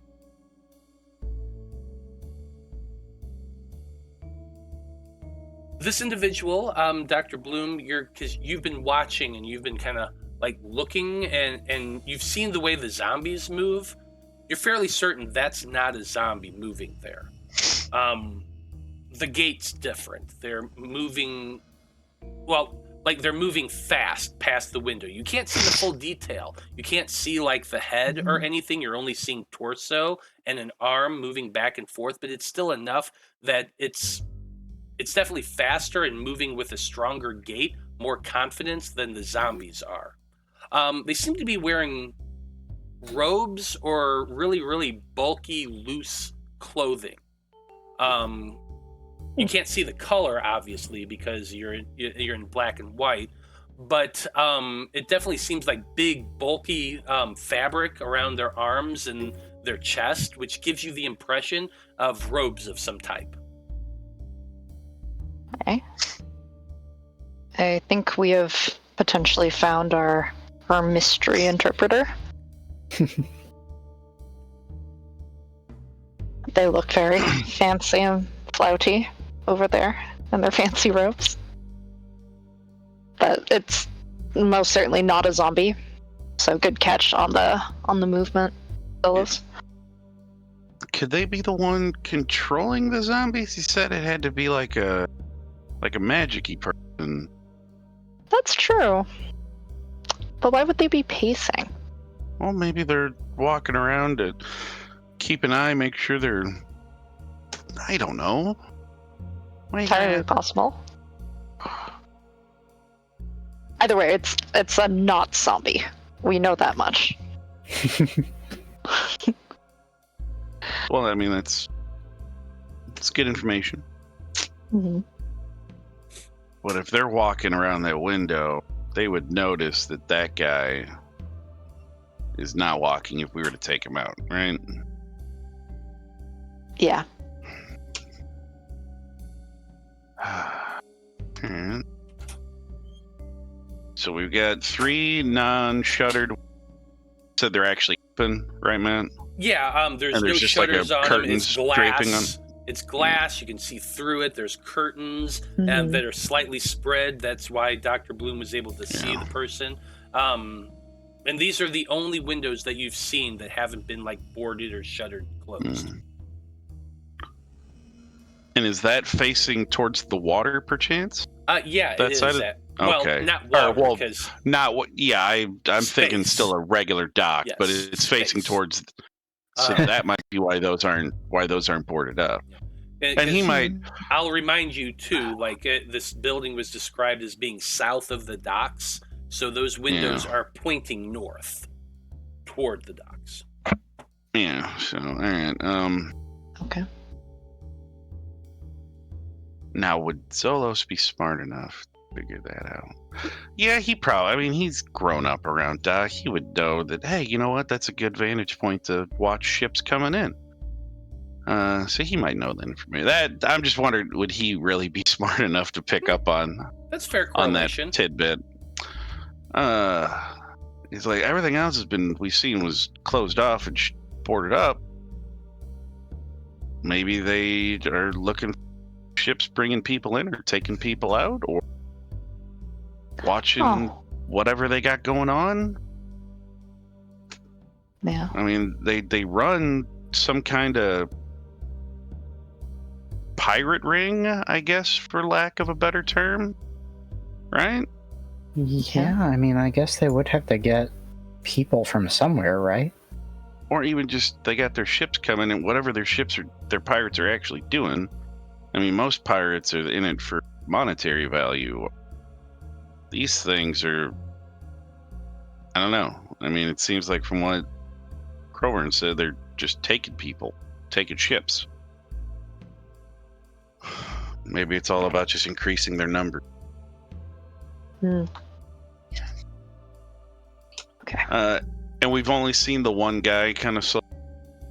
The one that's moving, yeah. And he's kind of been moving past that point, just at that slow lumber. Okay. Now, and I guess would we have to would our checks also include like the alleyways and stuff around this building? That's what you've been doing. Like, Okay. this map is the things butt up. It's against just the edge. obviously But- there's and- no perfect map. Yeah, but you've been weaving through the alleyways, not walking in any direct line of sight, Of the like the walkway around the fence, you've been keeping back towards the alleyways. However, now we are getting to the point of the rolls because as your group is seeing this thing, you're crouching in an alleyway, looking and seeing that. Dr. Bloom, you've been explaining what all you saw. Unfortunately, you kind of said it a little louder than you intended, and there was a bit of an echo, and you can't help but notice that zombie that's been shambling along the outer perimeter stops, slowly turns as though looking out the fence towards your group. You all crouch down and pause for a moment, hoping the thing hasn't seen you. And it looks like the zombie is moving its head back and forth as though looking for the source of whatever it hurt. What do you do?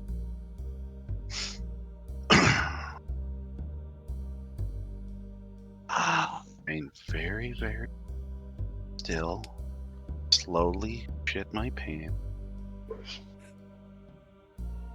I guess, are we in an alleyway, like next to a building? You are right now in an alleyway. You're kind of crouched down behind some overfull trash cans, let's say. I would just, I guess whoever's, if Zolos is in front or whoever, he would just kind of like start like pointing back to say, hey, let's move to the back of the alley and away from this building. So he'd try and slowly back away, at least until, maybe the thing keeps moving on again. Make for me stealth checks if all of you are going to retreat to the back of the alleyway. Okay.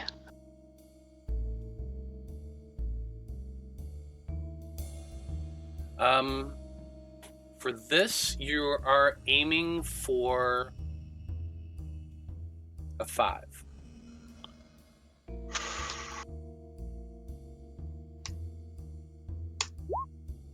Ooh, all right, you know what? I'm going to go ahead and burn it down. Oh, come the fuck on. That's as bad as I could possibly get, so I'm going to burn it now. Well, it kind of seems like we're burned either way. Well, I am anyways. Oh, jeez. Well, if 2 of us can pass. It's up to you. Are you using your coin? Yeah, I'll try it. Just. Okay, reroll.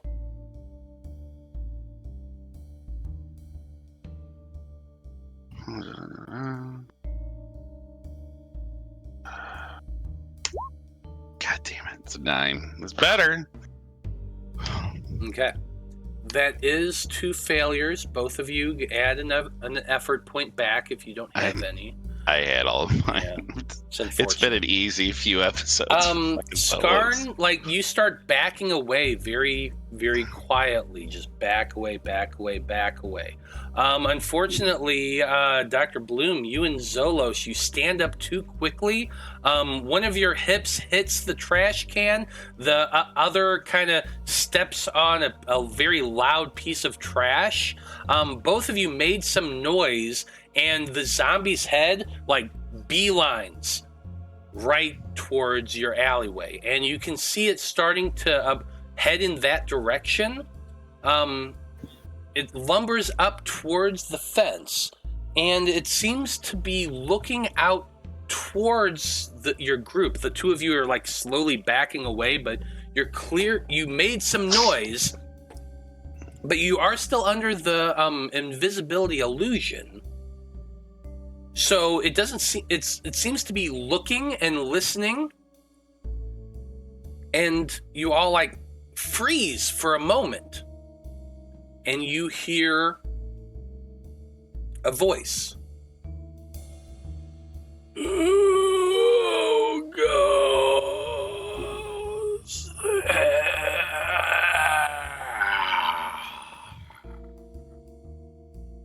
The zombie seems to say as its bony hands that seem to be missing digits grasp onto the chain link fence, and it pulls its head it right against the metal. So much so that the metal seems to cut in a little bit on that rotting flesh of the forehead, leaving indentations in it. Those eyes, milky white orbs, you can see now that you're this close to it, because you're no more than 40 feet away from each other at this point, with just a chain link fence between you. You can see that the eyes, milky white, but are still rapidly moving back and forth as though looking for your group.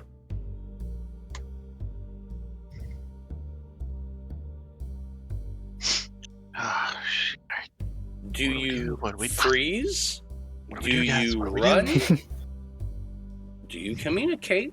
Or do you do something else? So with the positioning, did these two actually manage to make it back? They just made a lot of noise, or? You've all kind of backed a little ways. You made a bunch of noise. The thing is looking directly at your group. You're technically the only one visible, so you're not quite sure if you're seen or not. It definitely seems to be looking towards you. Okay. But it just called out and made that and said those things. And it seems to be looking. So we're in that moment right now. Okay, that's fine. I just... I can't send the illusion of a raccoon skittering down the alleyway, because if I do that, it'll drop invisibility, and it's looking right at us, is the problem, so...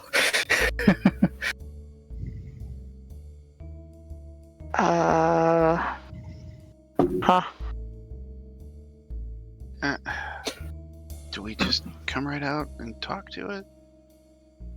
Do we try and pretend like we're not here? I think it knows we're here.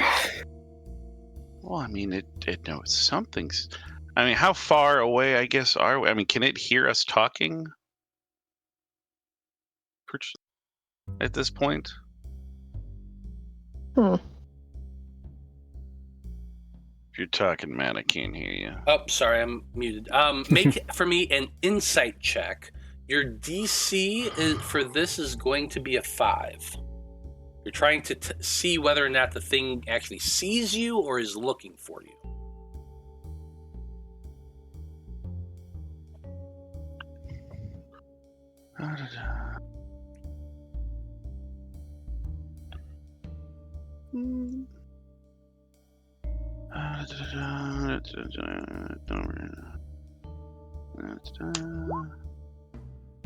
Ugh, that's a 6. It looks as though he is absolutely looking at you all and is demanding to know who goes there.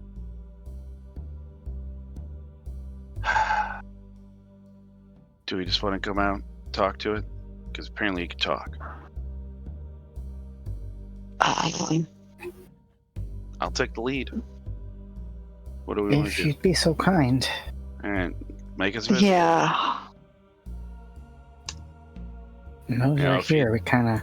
Yeah, you make us visible, and it's up against, he said its hands are on the fence? On the fence, pushing its forehead into the fence, straining the chain, like it's starting to bow out a little bit. I mean, he'd kind of walk up tentatively and be like, hello? How are you doing? Who goes there?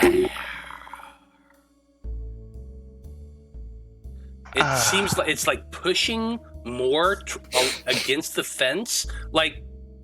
Have you ever gone up against a loose chain link fence and you pushed on it and it kind of bends a little bit? Yeah. And that's what it's doing towards you, but it's straining against the thing so much so that you can see the metal pushing into the rotted flesh and actually pierce a little bit and push inward more so that You know those ASMR videos of like pushing a squishy substance and it kind of goes. That's kind of what you're seeing.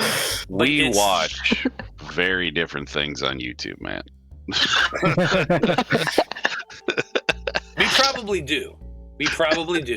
But that's what you're seeing is like that pushing through so that the flesh is actually bowing a little bit and then springs forward around the metal. It's kind of disgusting. Easy there.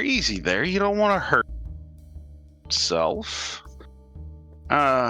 Fingers through the chain link reaching towards you.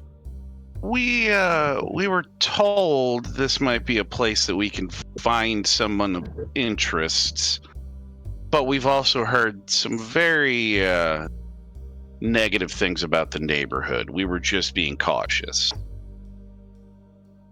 Is this a place where we could find things of interest?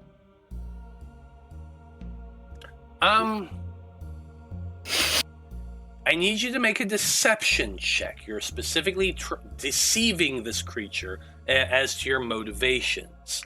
But it's also not very intelligent. So you're only aiming for a 6. But this is not a persuasion check. This is a deception check specifically.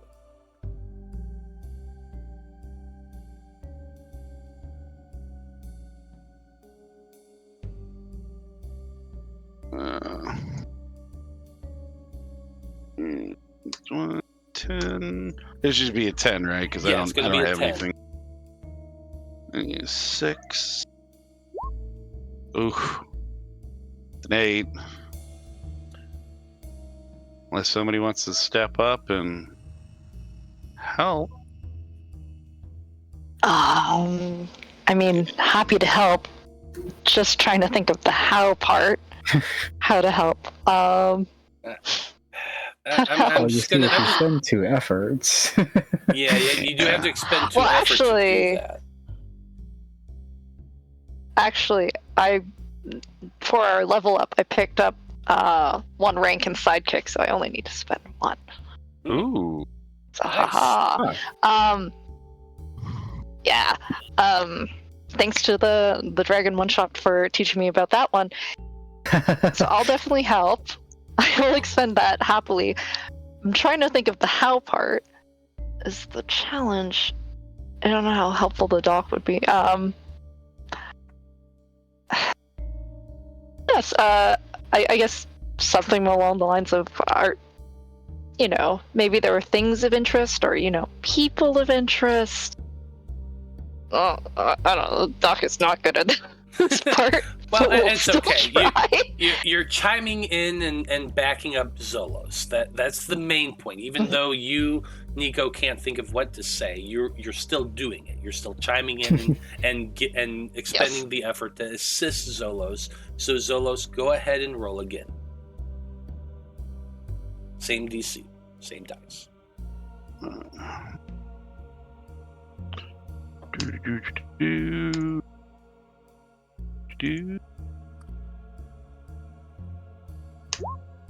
God damn. See, the heater's gone. Shit.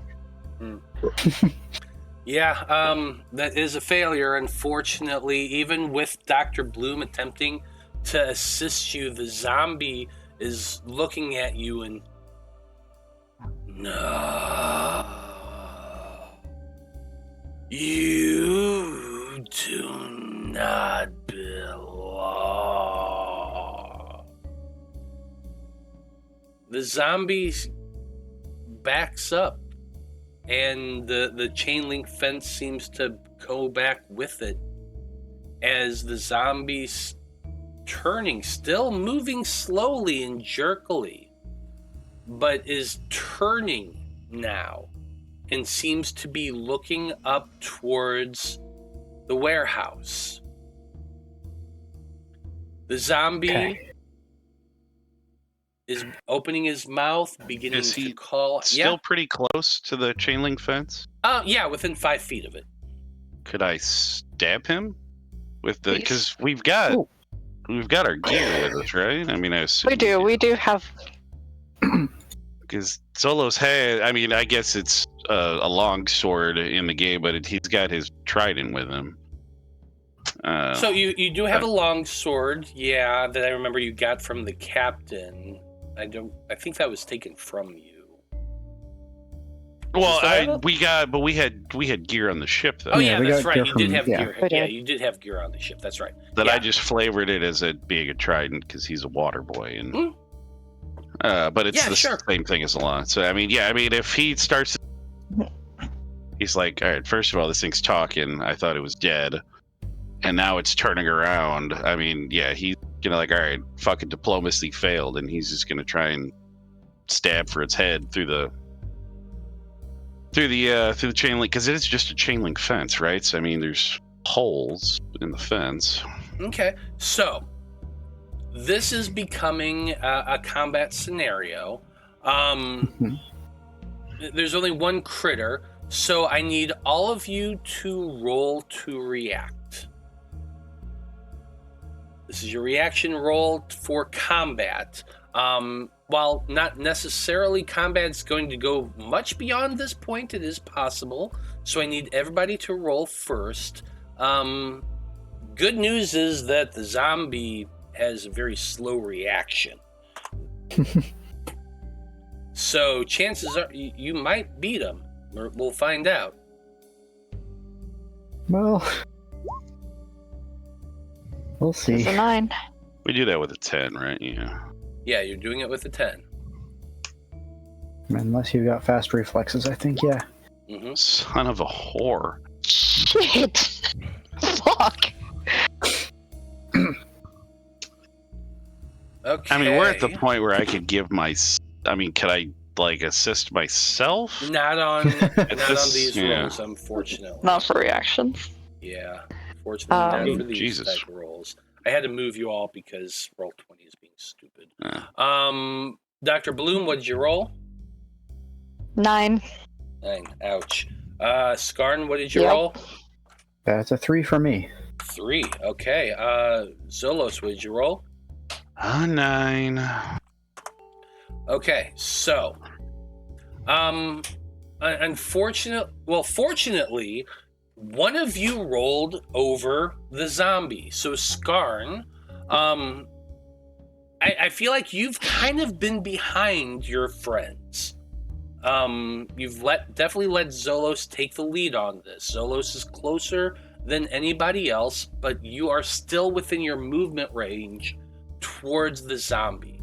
You have a chain link fence between the two of you, and the thing has stepped away at least a little bit to turn to do something. You're not sure what.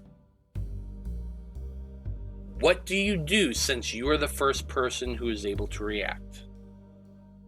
I think I'm gonna take a gamble, because seeing this thing turn away kind of seems like it's opening its mouth. I don't want it to alert anyone else. So I'm going to use Create Illusion again, and this might be a little bit weird, but I want to affect its sound. I am trying to put a mute button on this zombie. Interesting. Oh, shit. Interesting. Okay. So how we judge, like, a sound up to my size, I don't know, but that's... What this is going to be is going to be a roll. You're attempting to be very focused with your magic. You're trying to drown out the sound of something while also not making a sound, because you don't want to alert whatever he's trying to alert. So it's not that you're trying to like drown it out with more sound. You're trying to silence his sound, which is a very specific and aimed magical illusion. What you're going to be rolling is, or what you're aiming for with this is going to be a 5. Do you have anything that affects magical focus rolls or magical complexity rolls? Not exactly. Potent powers just says that I can reduce all rolls with powers, but if you want a specifically complex roll, I don't have anything for that. Okay, so because of that, that is going to aid you a little bit. You're going to be rolling a d10. Okay. So you're rolling a d10 and you're aiming for a 5.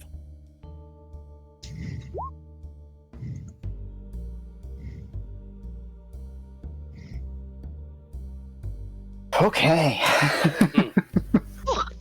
Ooh, nice. You rolled a 2. So it's turning, it's trying to yell, but as it opens its mouth, you focus your illusion magic. Zolos and Dr. Bloom instantly become visible once again. Well, Zolos was already visible because he had stepped forward and spoke, but Dr. Bloom becomes visible once again. And you focus that illusion, silencing the area around the creature's head. It seems to be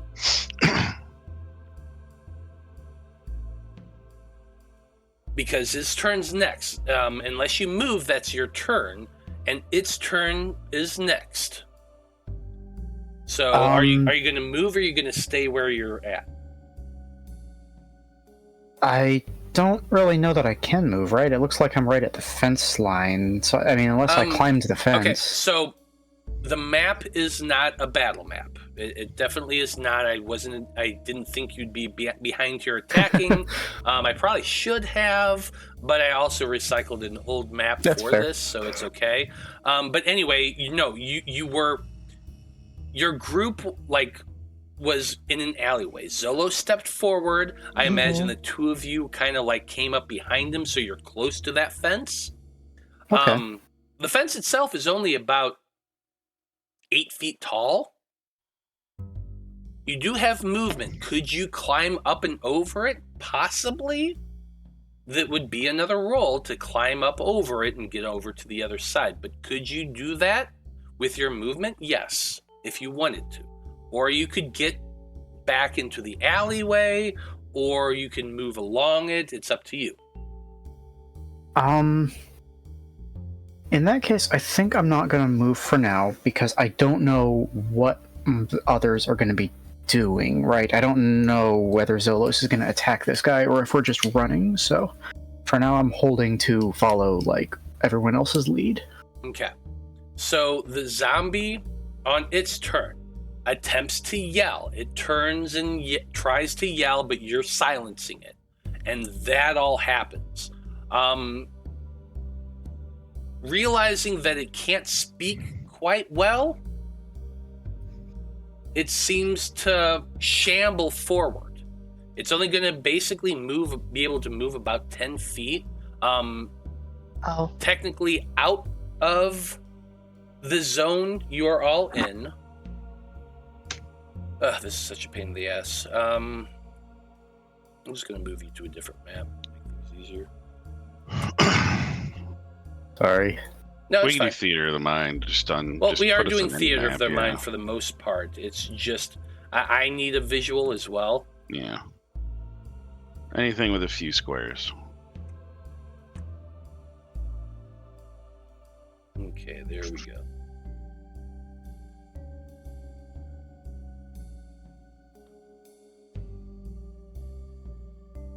So anyway, in a nutshell, what happens is that the creature is going to move one zone away from where you are, from where your group is. It's trying to yell, but it can't. You still have the illusion around it, and it doesn't move very fast at all, but it has moved away from the fence. So it is technically one zone away from where your group is. But that's all it can do on its turn. Now, Dr. Bloom and Zolos, the two of you both rolled a 9. I don't care who goes first, but the two of you together, what do you do as the zombie's moving away? I mean, I think we got to stop him. So, Agreed. you said it was like a 8-foot tall fence. We could get over it. Can you? Yeah, you're gonna have to kind of climb up over it. So it's just going to be like that. It's going to be an athletics check to do it. But could you get up over it and with just your movement? Yes. Yeah. It's a climb check, so anything you have that helps you with climbing, you can use. No, I mean, he's great. He's got webbed hands and feet for swimming. I don't know if that kind of thing would help him. Well, Dr. Bloom can fly, so. Yeah, well, I'm talking about. True. Hey, remember, Zolos is very self-centered. He's thinking about himself. Sure. And I think in that term. I mean, if Doc wants to go up and. But, I mean, we're trying to also be fucking poignant. Yeah. I do have a ranged weapon on me, so I could attempt it first. Yeah. I do have a hand crossbow still. I kept it on me. So we can try to hit it. Yeah, in I the guess. head. I mean, Zolos is willing to try and get in there, and he could attack first with, the Doc kind of attacking at the same time. Could do it that way. So I mean, I'm willing to do that. I guess it would just be like a. Well, I'm going to remind you also have combo moves. Combo moves are a thing. Well, that's what I was to say. I mean, he would get in, and while he's attacking, they could shoot, like a shooting arrow while he's going in to and so they kind of attack at the same time, kind of like a 1-2 punch. He's going melee, she's going ranged. Would that work? In that kind of way? Could do it that way. Or, I mean, he also can go up and he can grapple the thing, kind of hold it in place, and just pretty much offer it up for Doc to shoot it. Yeah, so true. Think of the game mechanics. Think of the game mechanics for a second. One of you has to choose to go first. That person has to do their turn, then the next person has to do their turn. You can either use your turn to on your turn, you can or somebody else can assist you on your turn to do those combo moves to do double the damage. Remember? Yeah. So you can either one person can do their turn, attack, and then the second person can do it, or if you're wanting to do a combo move, whoever's turn is going first, that second person expends effort to do the combo move. But if you're wanting to just one of you attack and then the second one attack, that's just both of your turns. So I'm just trying to understand what the order of operation is for your turns. Mm-hmm. And I think Zolos could jump over and grab it and pretty much just offer it up as a target for the Doc. I guess with that, he can kind of grab it and just like turn the thing around to where its face is facing back forward. That's possible. You can jump over. Mm-hmm. Go ahead, Dr. Bloom, sorry. No, it's all good. Yeah, you can essentially, you could push it, like, grapple it, hold it as close to the fence as possible, so, or push its head, like, right up against the fence, and then I just stab it in the head, because I also have daggers on me as well. We could do it that way, too. Or I can fly you over the fence, but I'm trying to think if you're too heavy to fly for me to carry you. It would be the reverse. Like you assisting Zolos, and he could come down with his weapon, like you drop me from above. We could do it that way, though. Yeah, I guess, I don't know, that would be up to how you would determine. I mean, Zolos, he's a slender boy, but he's stout. I guess that would be, you'd have to do a roll. So to do that, it would be Dr. Bloom going first in turn order, using their action to pick you up and their movement to fly you over. and then drop you, and then it would be then after that your action to attack. That's how the order of operation would be for that. Mhm. And then use Zolos would still have your movement. Yeah, we could do that How if do you. we feel? Yeah, if you want to pick him up and drop him onto the zombie before he can get away. We can do it that way. Yeah, we'll try I'm it. good with doing it that way. Okay. Yeah, why not? So, in turn order, Alright. Dr. Bloom is going before Zolos. Dr. Bloom, for your action, I need you to make an athletics check. This is a strength-based check to lift Zolos up off the ground and fly them over the fence. Zolos, you're not heavy in the way Skarn's heavy, but you're definitely not light in the way Boomy or Lark is. So I feel like Dr. Bloom is light and not super muscular. They're a doctor. So I think this is going to be... Yeah, I think this is going to be a 5 for you for a strength-based check. If you have anything that helps with strength, you can reduce that. Otherwise, this is going to be a D10 roll. Okay.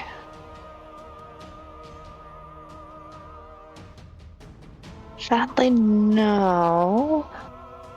Alright, I'm just gonna roll it.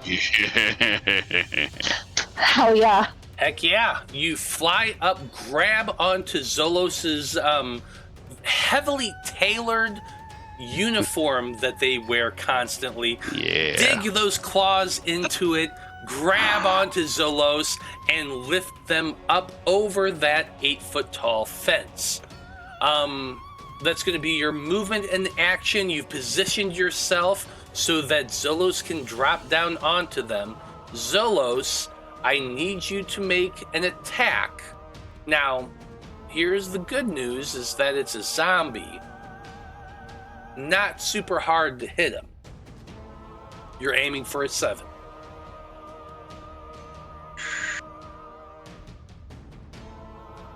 I assume it's going to be a D10. Yeah, because I think it's just a basic weapon. It's not magical or anything like that.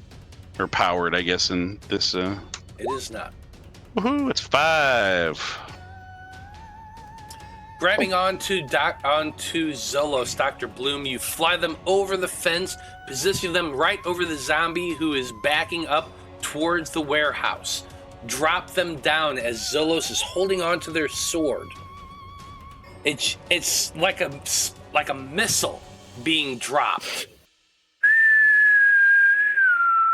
Splat! The point of the long sword goes right into the base of the creature's skull. You hit them, Zolos, like an anvil.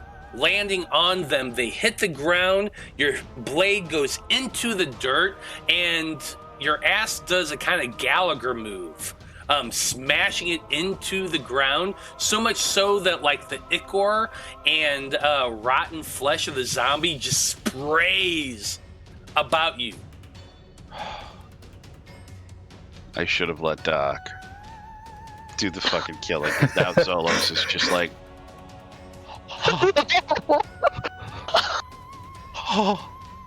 It's like, you know, when Stewie looked up and he's suckling on Peter in that one episode, like he's trying to breastfeed. He's just... Yeah, it's just the actual horror.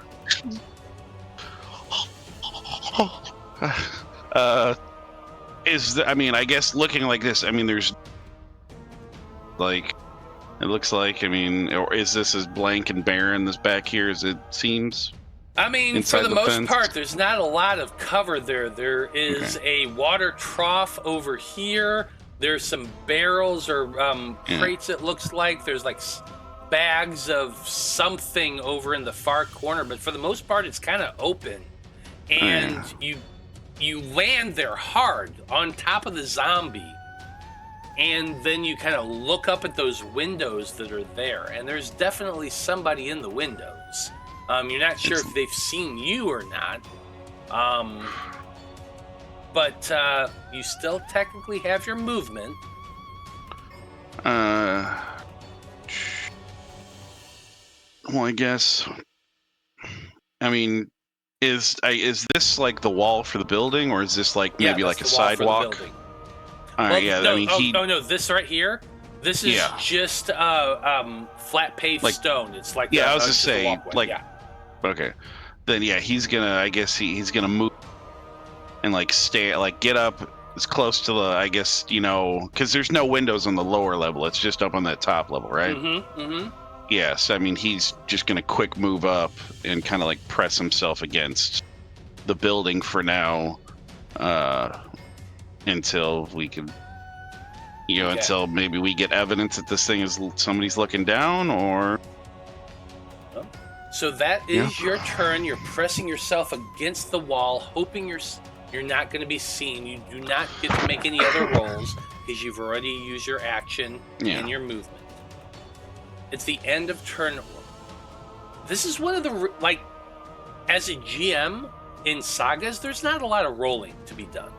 It's mostly you roll against DCs, but there's a rare instance that sometimes I get to roll. This is one of those times. I'm going to be rolling to see whether or not anybody sees you.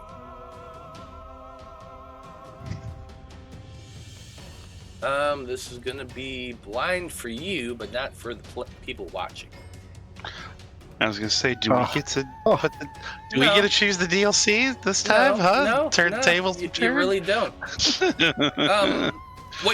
What I'm rolling against is I'm rolling based on their reaction and perception.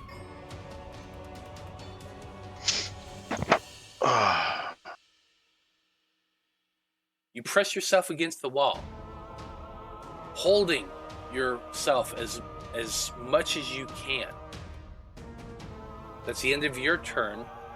Skarn, you're up next. Well,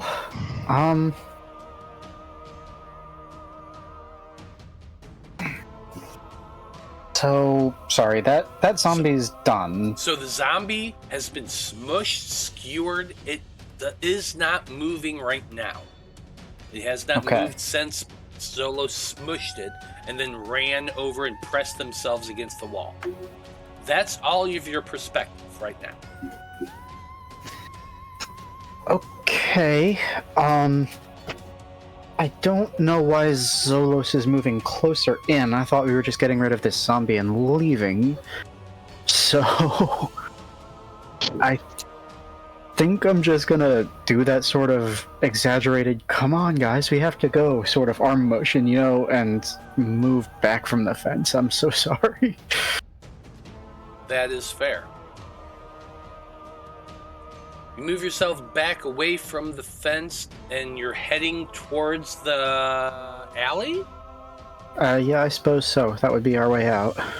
Then that's probably going to be a stealth check for you for your action. Uh-oh. Okay. If you're trying to hide and get back to the alleyway, that's it. That's what you're doing. If there's something else you're trying to do here, no, because you just set pretty into much motion. it. Okay. What's the difficulty I'm looking for? Let's see. That's a good question. You are aiming for a 5. Okay. I guess not. Shit. You made that call. You're like, hurry up, and you made that arm motion and waved a little bit, and you started backing away towards the alleyway. You're kind of close to that point. You're not quite there yet, or you're like standing there, motioning to your friends. That's gonna be it for your turn, Dr. Sure Blue. is. What are you doing?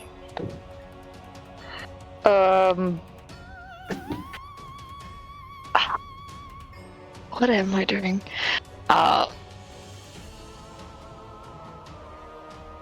Well, Zolos is pushed up against the wall.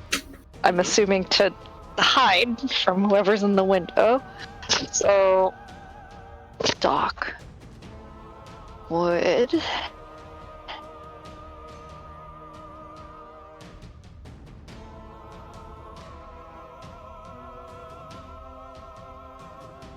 You have a movement and an action, just so you know. Movement and action. And I'm wondering, do I have enough movement and action to pick Zolos up and bring him back over the fence? You don't. No. That's what I figured.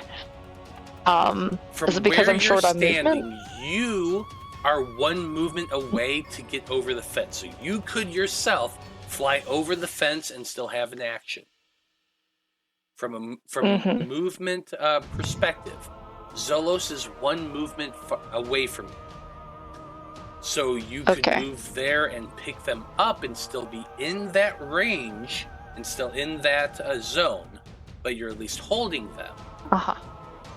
You could use your action in some other way, like to hide or to do something else. Attack, shoot a window, whatever. But your action economy is one movement and one action. One movement gets you from one zone to another. So think about that. He is one zone away from you. Zolos is one zone away from you. There's a fence between you, but for you, it's not an issue because you can fly.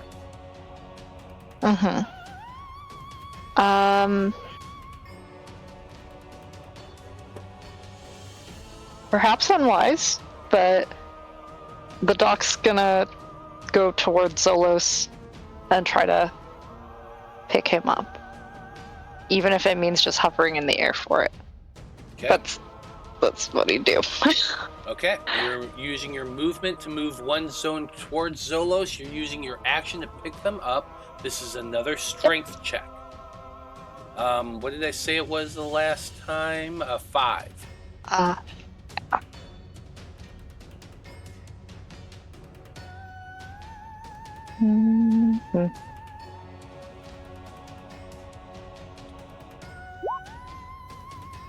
Oh, that's a critical fail.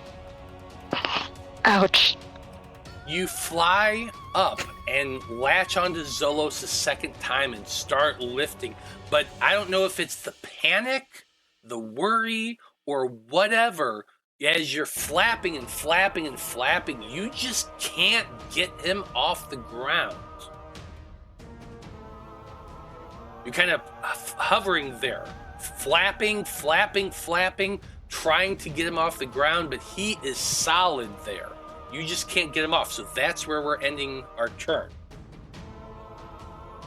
With Zolos, Dr. Bloom is holding on to you. They are trying to flap, but you're too heavy for some reason. You have a movement and an action right now. I mean, he's gonna be like, Doc, I was just trying to make sure the guy in the building didn't see me. Now okay. All right. Did you look? Did it? I guess when you flew over, did it look like he was looking out? Well, I didn't check it. Yeah, it's too much tunnel vision. The Doc's like, I don't want us to be separated again because we're already separated. Yeah, I mean, he'd be like, he goes, all right, just let's get to the fence. We'll go from there. And he will kind of, I guess, he'll kind of go in a diagonal direction, at least to get, well, no, I guess if we're in this, we can move one. I mean, movement in this is very strange when it comes to these hexagonal grids here. Yeah. So I mean, yeah, I guess he'd be like, he's Doc. And he's just gonna, I guess my movement would be getting up there. My action couldn't be like climbing the fence, right? That would have to be my next turn. You can use your action as movement. Oh, okay. Yeah, that's right. Yeah, he would just kind of come up here. He's like, all right, Doc, you could fly. Let me see if I can get over. And that what he would do. He will kind of go, get up under the fence, and see if he can't get himself over. Make for me an athletics check. This is strength-based to just climb over the fence. Now, I mean, he does have, like, you know, he's got the wrestler background. Would that help him, like, you know, gripping onto the fence and getting over? I know, I just have to try. Yeah, I know. It's a D10. You're aiming for 6. 6? Okay, I was going to say, I didn't know if this... It's not that difficult to climb, no. There's no barbed wire or stuff like that. All right, he just gets a 1. I mean, it's almost like he levitates over the fence. Like, you guys are like, holy shit, how'd you do that? Yeah, like the pinnacle of masculinity, an Olympic fucking god. He just zooms, climbs over the fence, down the other side, and is clear on the other side of the fence. And Dr. Bloom, you just watch it, and to me, if I was in your position, I'd just be like, that little motherfucker. You're almost like, wait, why did he run from the side and kind of at an angle? And then it's like that Australian, I don't know, it was a Swedish guy. He just like, he breaks the world record on the rock, and he's vaulting over this thing. And at the end of the turn order, Dr. Bloom, you're flapping there. You were holding on to Zolos, but Zolos just zipped, climbed over the fence, and was on the other side. And then you hear this clunk as the window behind you is opened. I'm going to need you to make for me an avoid check. This is a powered check. You're rolling to avoid powered specifically. So if you have anything that helps you avoid powered, you can apply that. Otherwise, unfortunately, based on the circumstance, it would normally be a D10. This is a D12 check. You're rolling a D12, and the number you are aiming for is, hold on, I just lost the freaking character sheet.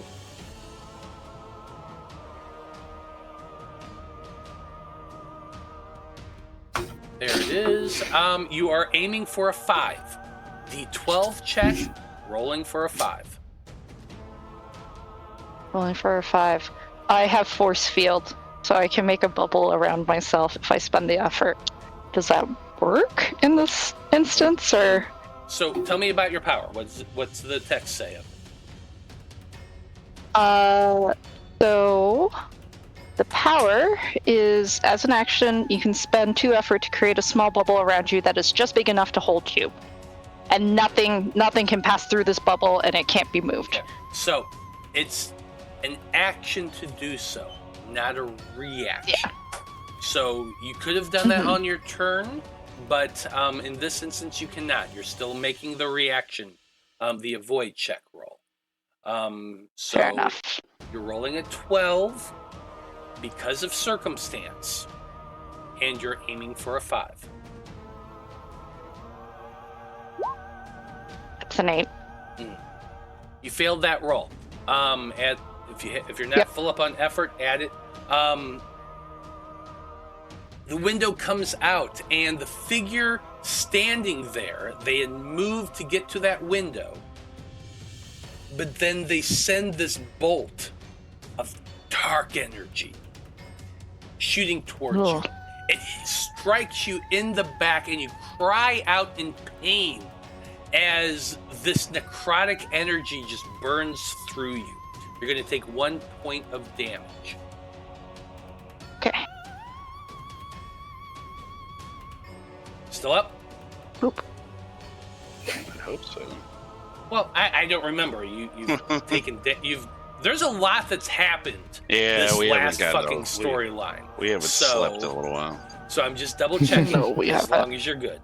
As long as you're good, you're good. You take the damage. It hurts like a bitch.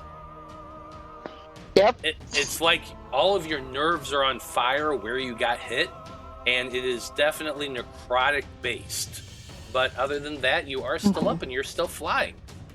So that's good, at least. Huh. At least there's that. Yeah, at least there's that. You also hear a lot of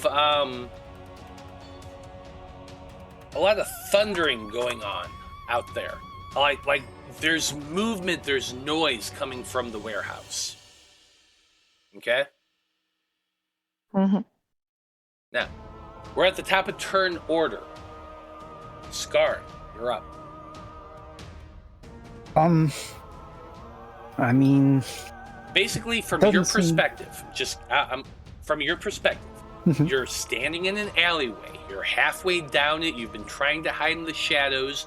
You've seen Dr. Bloom try to grab on to Skarn or to Zolos. Zolos then just goes running, climbs up over the fence, down again, and then you saw an explosion of this purpley kind of gray light hit Dr. Bloom, and Dr. Bloom like falter in the air, but still managed to keep their flapping. That's your perspective. What do you do?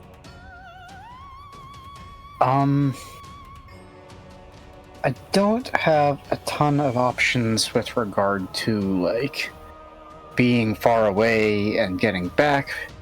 I mean, I guess I could try to run back, but I don't know if it would help anything. So I think I'm just going to keep up with the illusions, because that seems to be the main thing that I'm doing right now. Mm-hmm.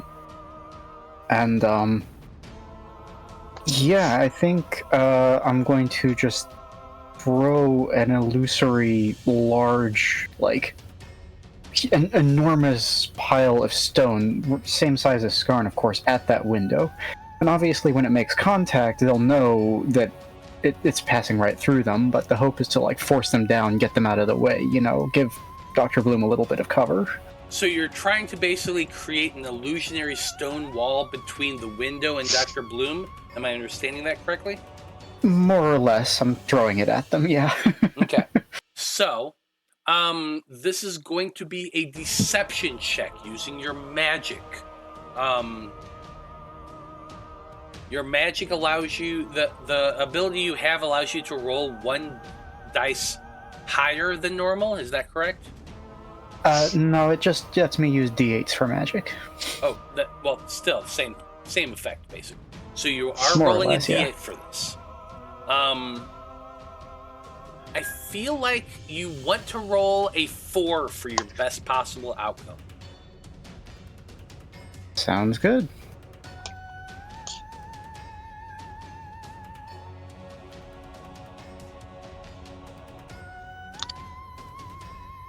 Okay.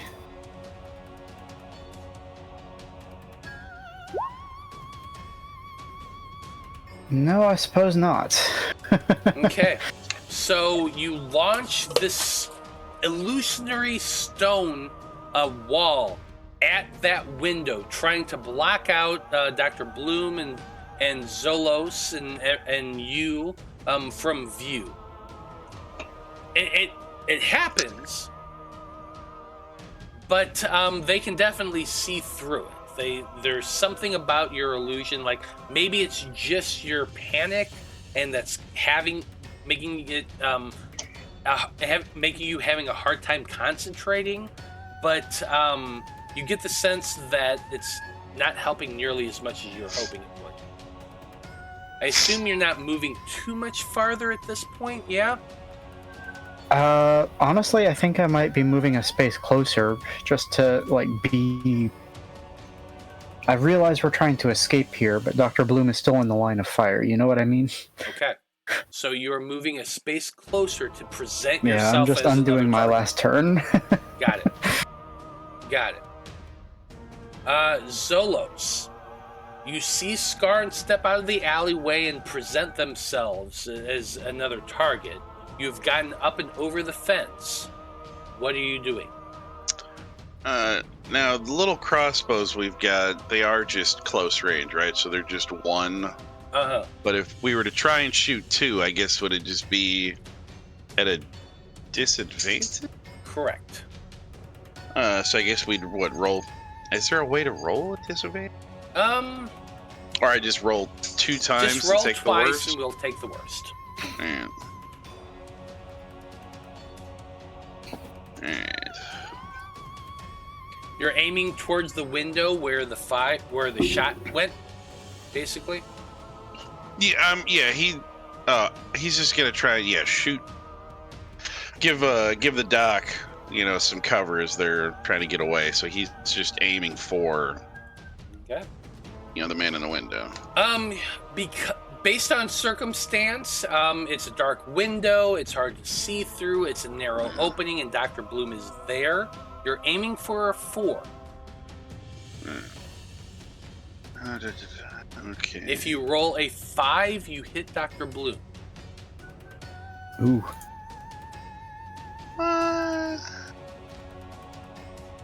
Okay. It's purely Exactly based on a 5? circumstance. Man. So I guess I'm rolling a D10 with this, right? You're rolling a D10. It's just your normal crossbow shot. Yeah, well, that's good. Here's... Ho! That's a pair of 2s. Wow. Nice. Dr. Damn. Bloom is hovering there, flapping their wings, and you're waiting for that perfect moment when the doctor kind of flies high enough. You aim your crossbow and shoot right between their legs, through that open window, hitting something, whoever is there, because they stumble backwards a little bit, and you can see the projectile that you just shot in their gut. You definitely hit them. Just instinctively, he sees it go between the doc's legs, and he just instinctively reaches down and kind of covers his own genitals. He's like, ah! He's like, I'm so sorry! And he's like, fly! He's horrified that, he almost... Yeah, he's just horrified, because he's almost thinking about himself, obviously. But he's just like, oh my god, I almost shot you. But yeah, he's just like, he goes, go, Doc, go! He would stay he'd stay there at the fence. He's not gonna move back. Because, he's a dick, but, he's a loyal dick. So, I know what that sounded like, and I meant it to sound like that. Yeah. We all know where it sounds like. It's okay. Dr. Bloom, you're up next. I'm heading towards the fence. I think that's fair. I'm just Yeah, go ahead. I was just gonna say with my movement, and if I can also burn my action for it to dash. You can. It's going to take your movement and your action to get over the fence, but you are able to fly your way over there and land comfortably on the other side of the fence. The individual in the window is getting one more shot at you, Dr. Bloom, as you're flying away. I need you to make your avoid check one more time. It's still a powered attack. It's still a 5. Okay.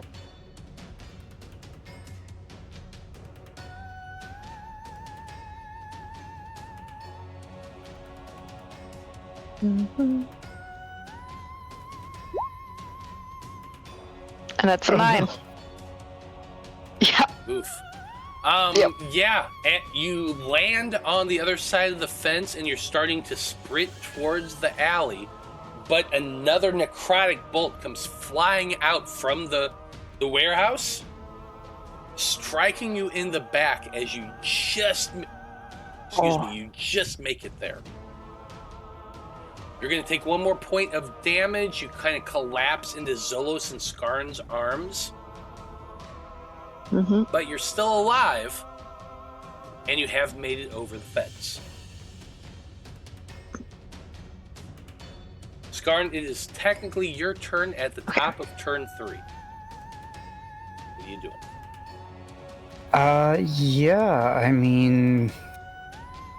this seems bad, and that guy's still shooting at us. I don't know what his range is. He might still be shooting at us. So if the doctor has just collapsed into my arms, I think I'm just gonna grab them and run. That's fair. And Zolos and Dr. Bloom, I assume you're going to use your turn for the exact same thing. Yeah. Yeah. Then this is where we're ending things for this evening. The three of you running at full speed down the alleyway. You can hear sounds coming from the warehouse. There is an alert that's come up. You can hear a clang, clang, clang, clang, clang, clang sound coming from the warehouse, and sounds of motion coming from it. Which means that people are definitely alerted to your presence and are coming to investigate. But the three of you are making your way away from the warehouse. So that's where we're going to end things for this evening.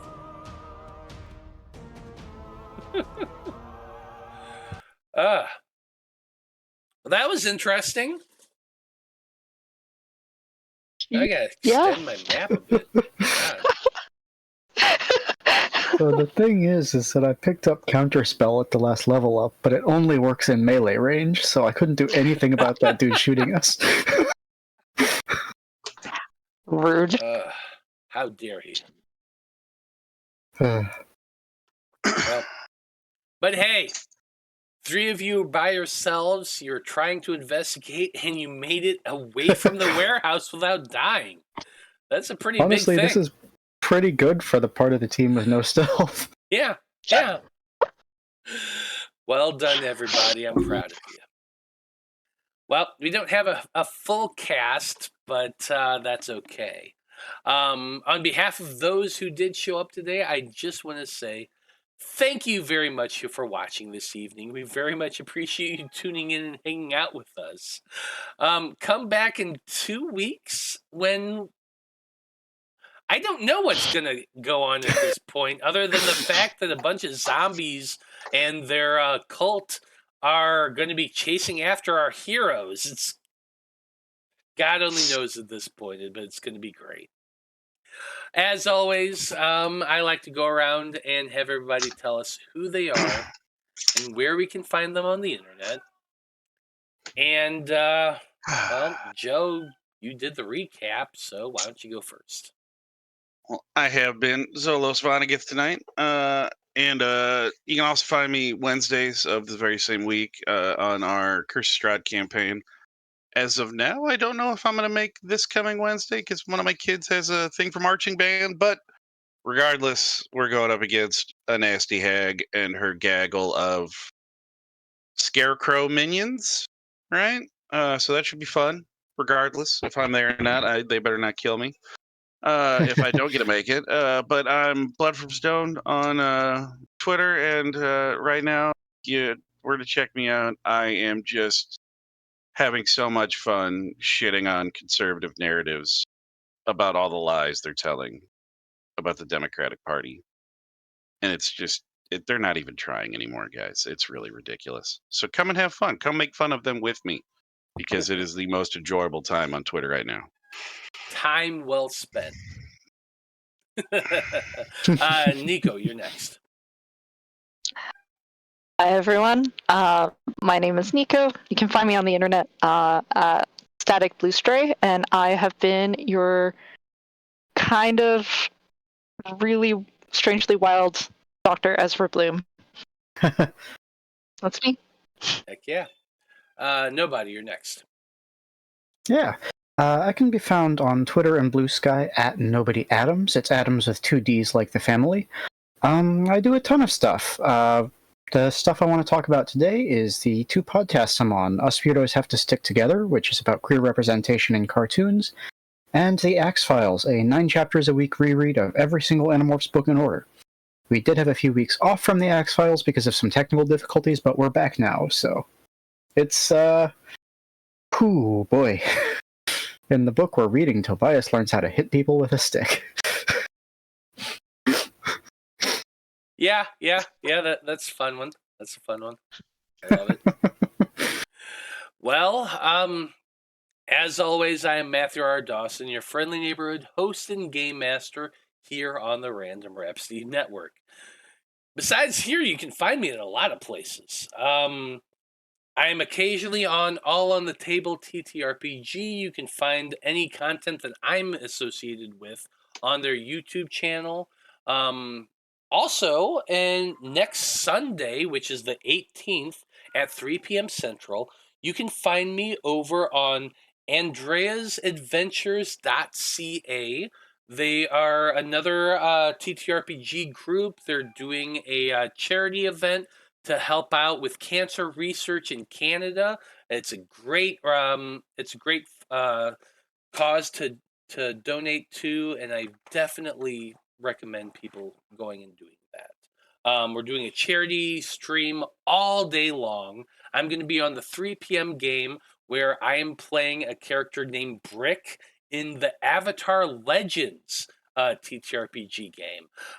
So I'm playing an earthbender who's not very smart, but is really, really good at bending. And we're going on a crazy adventure set in the Korra timeline. It's going to be fun. That's all I have to say, and it's definitely going to be a great charity to donate to.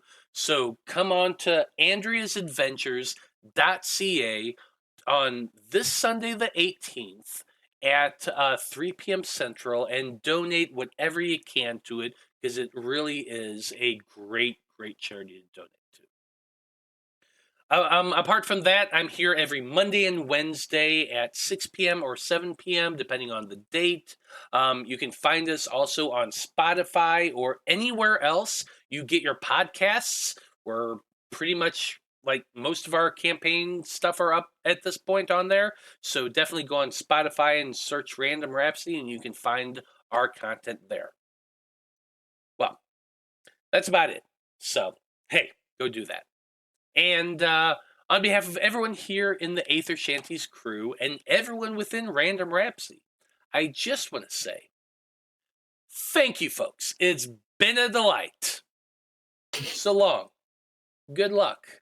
And until next time, may the winds of Æther ever fill your sails. And good night.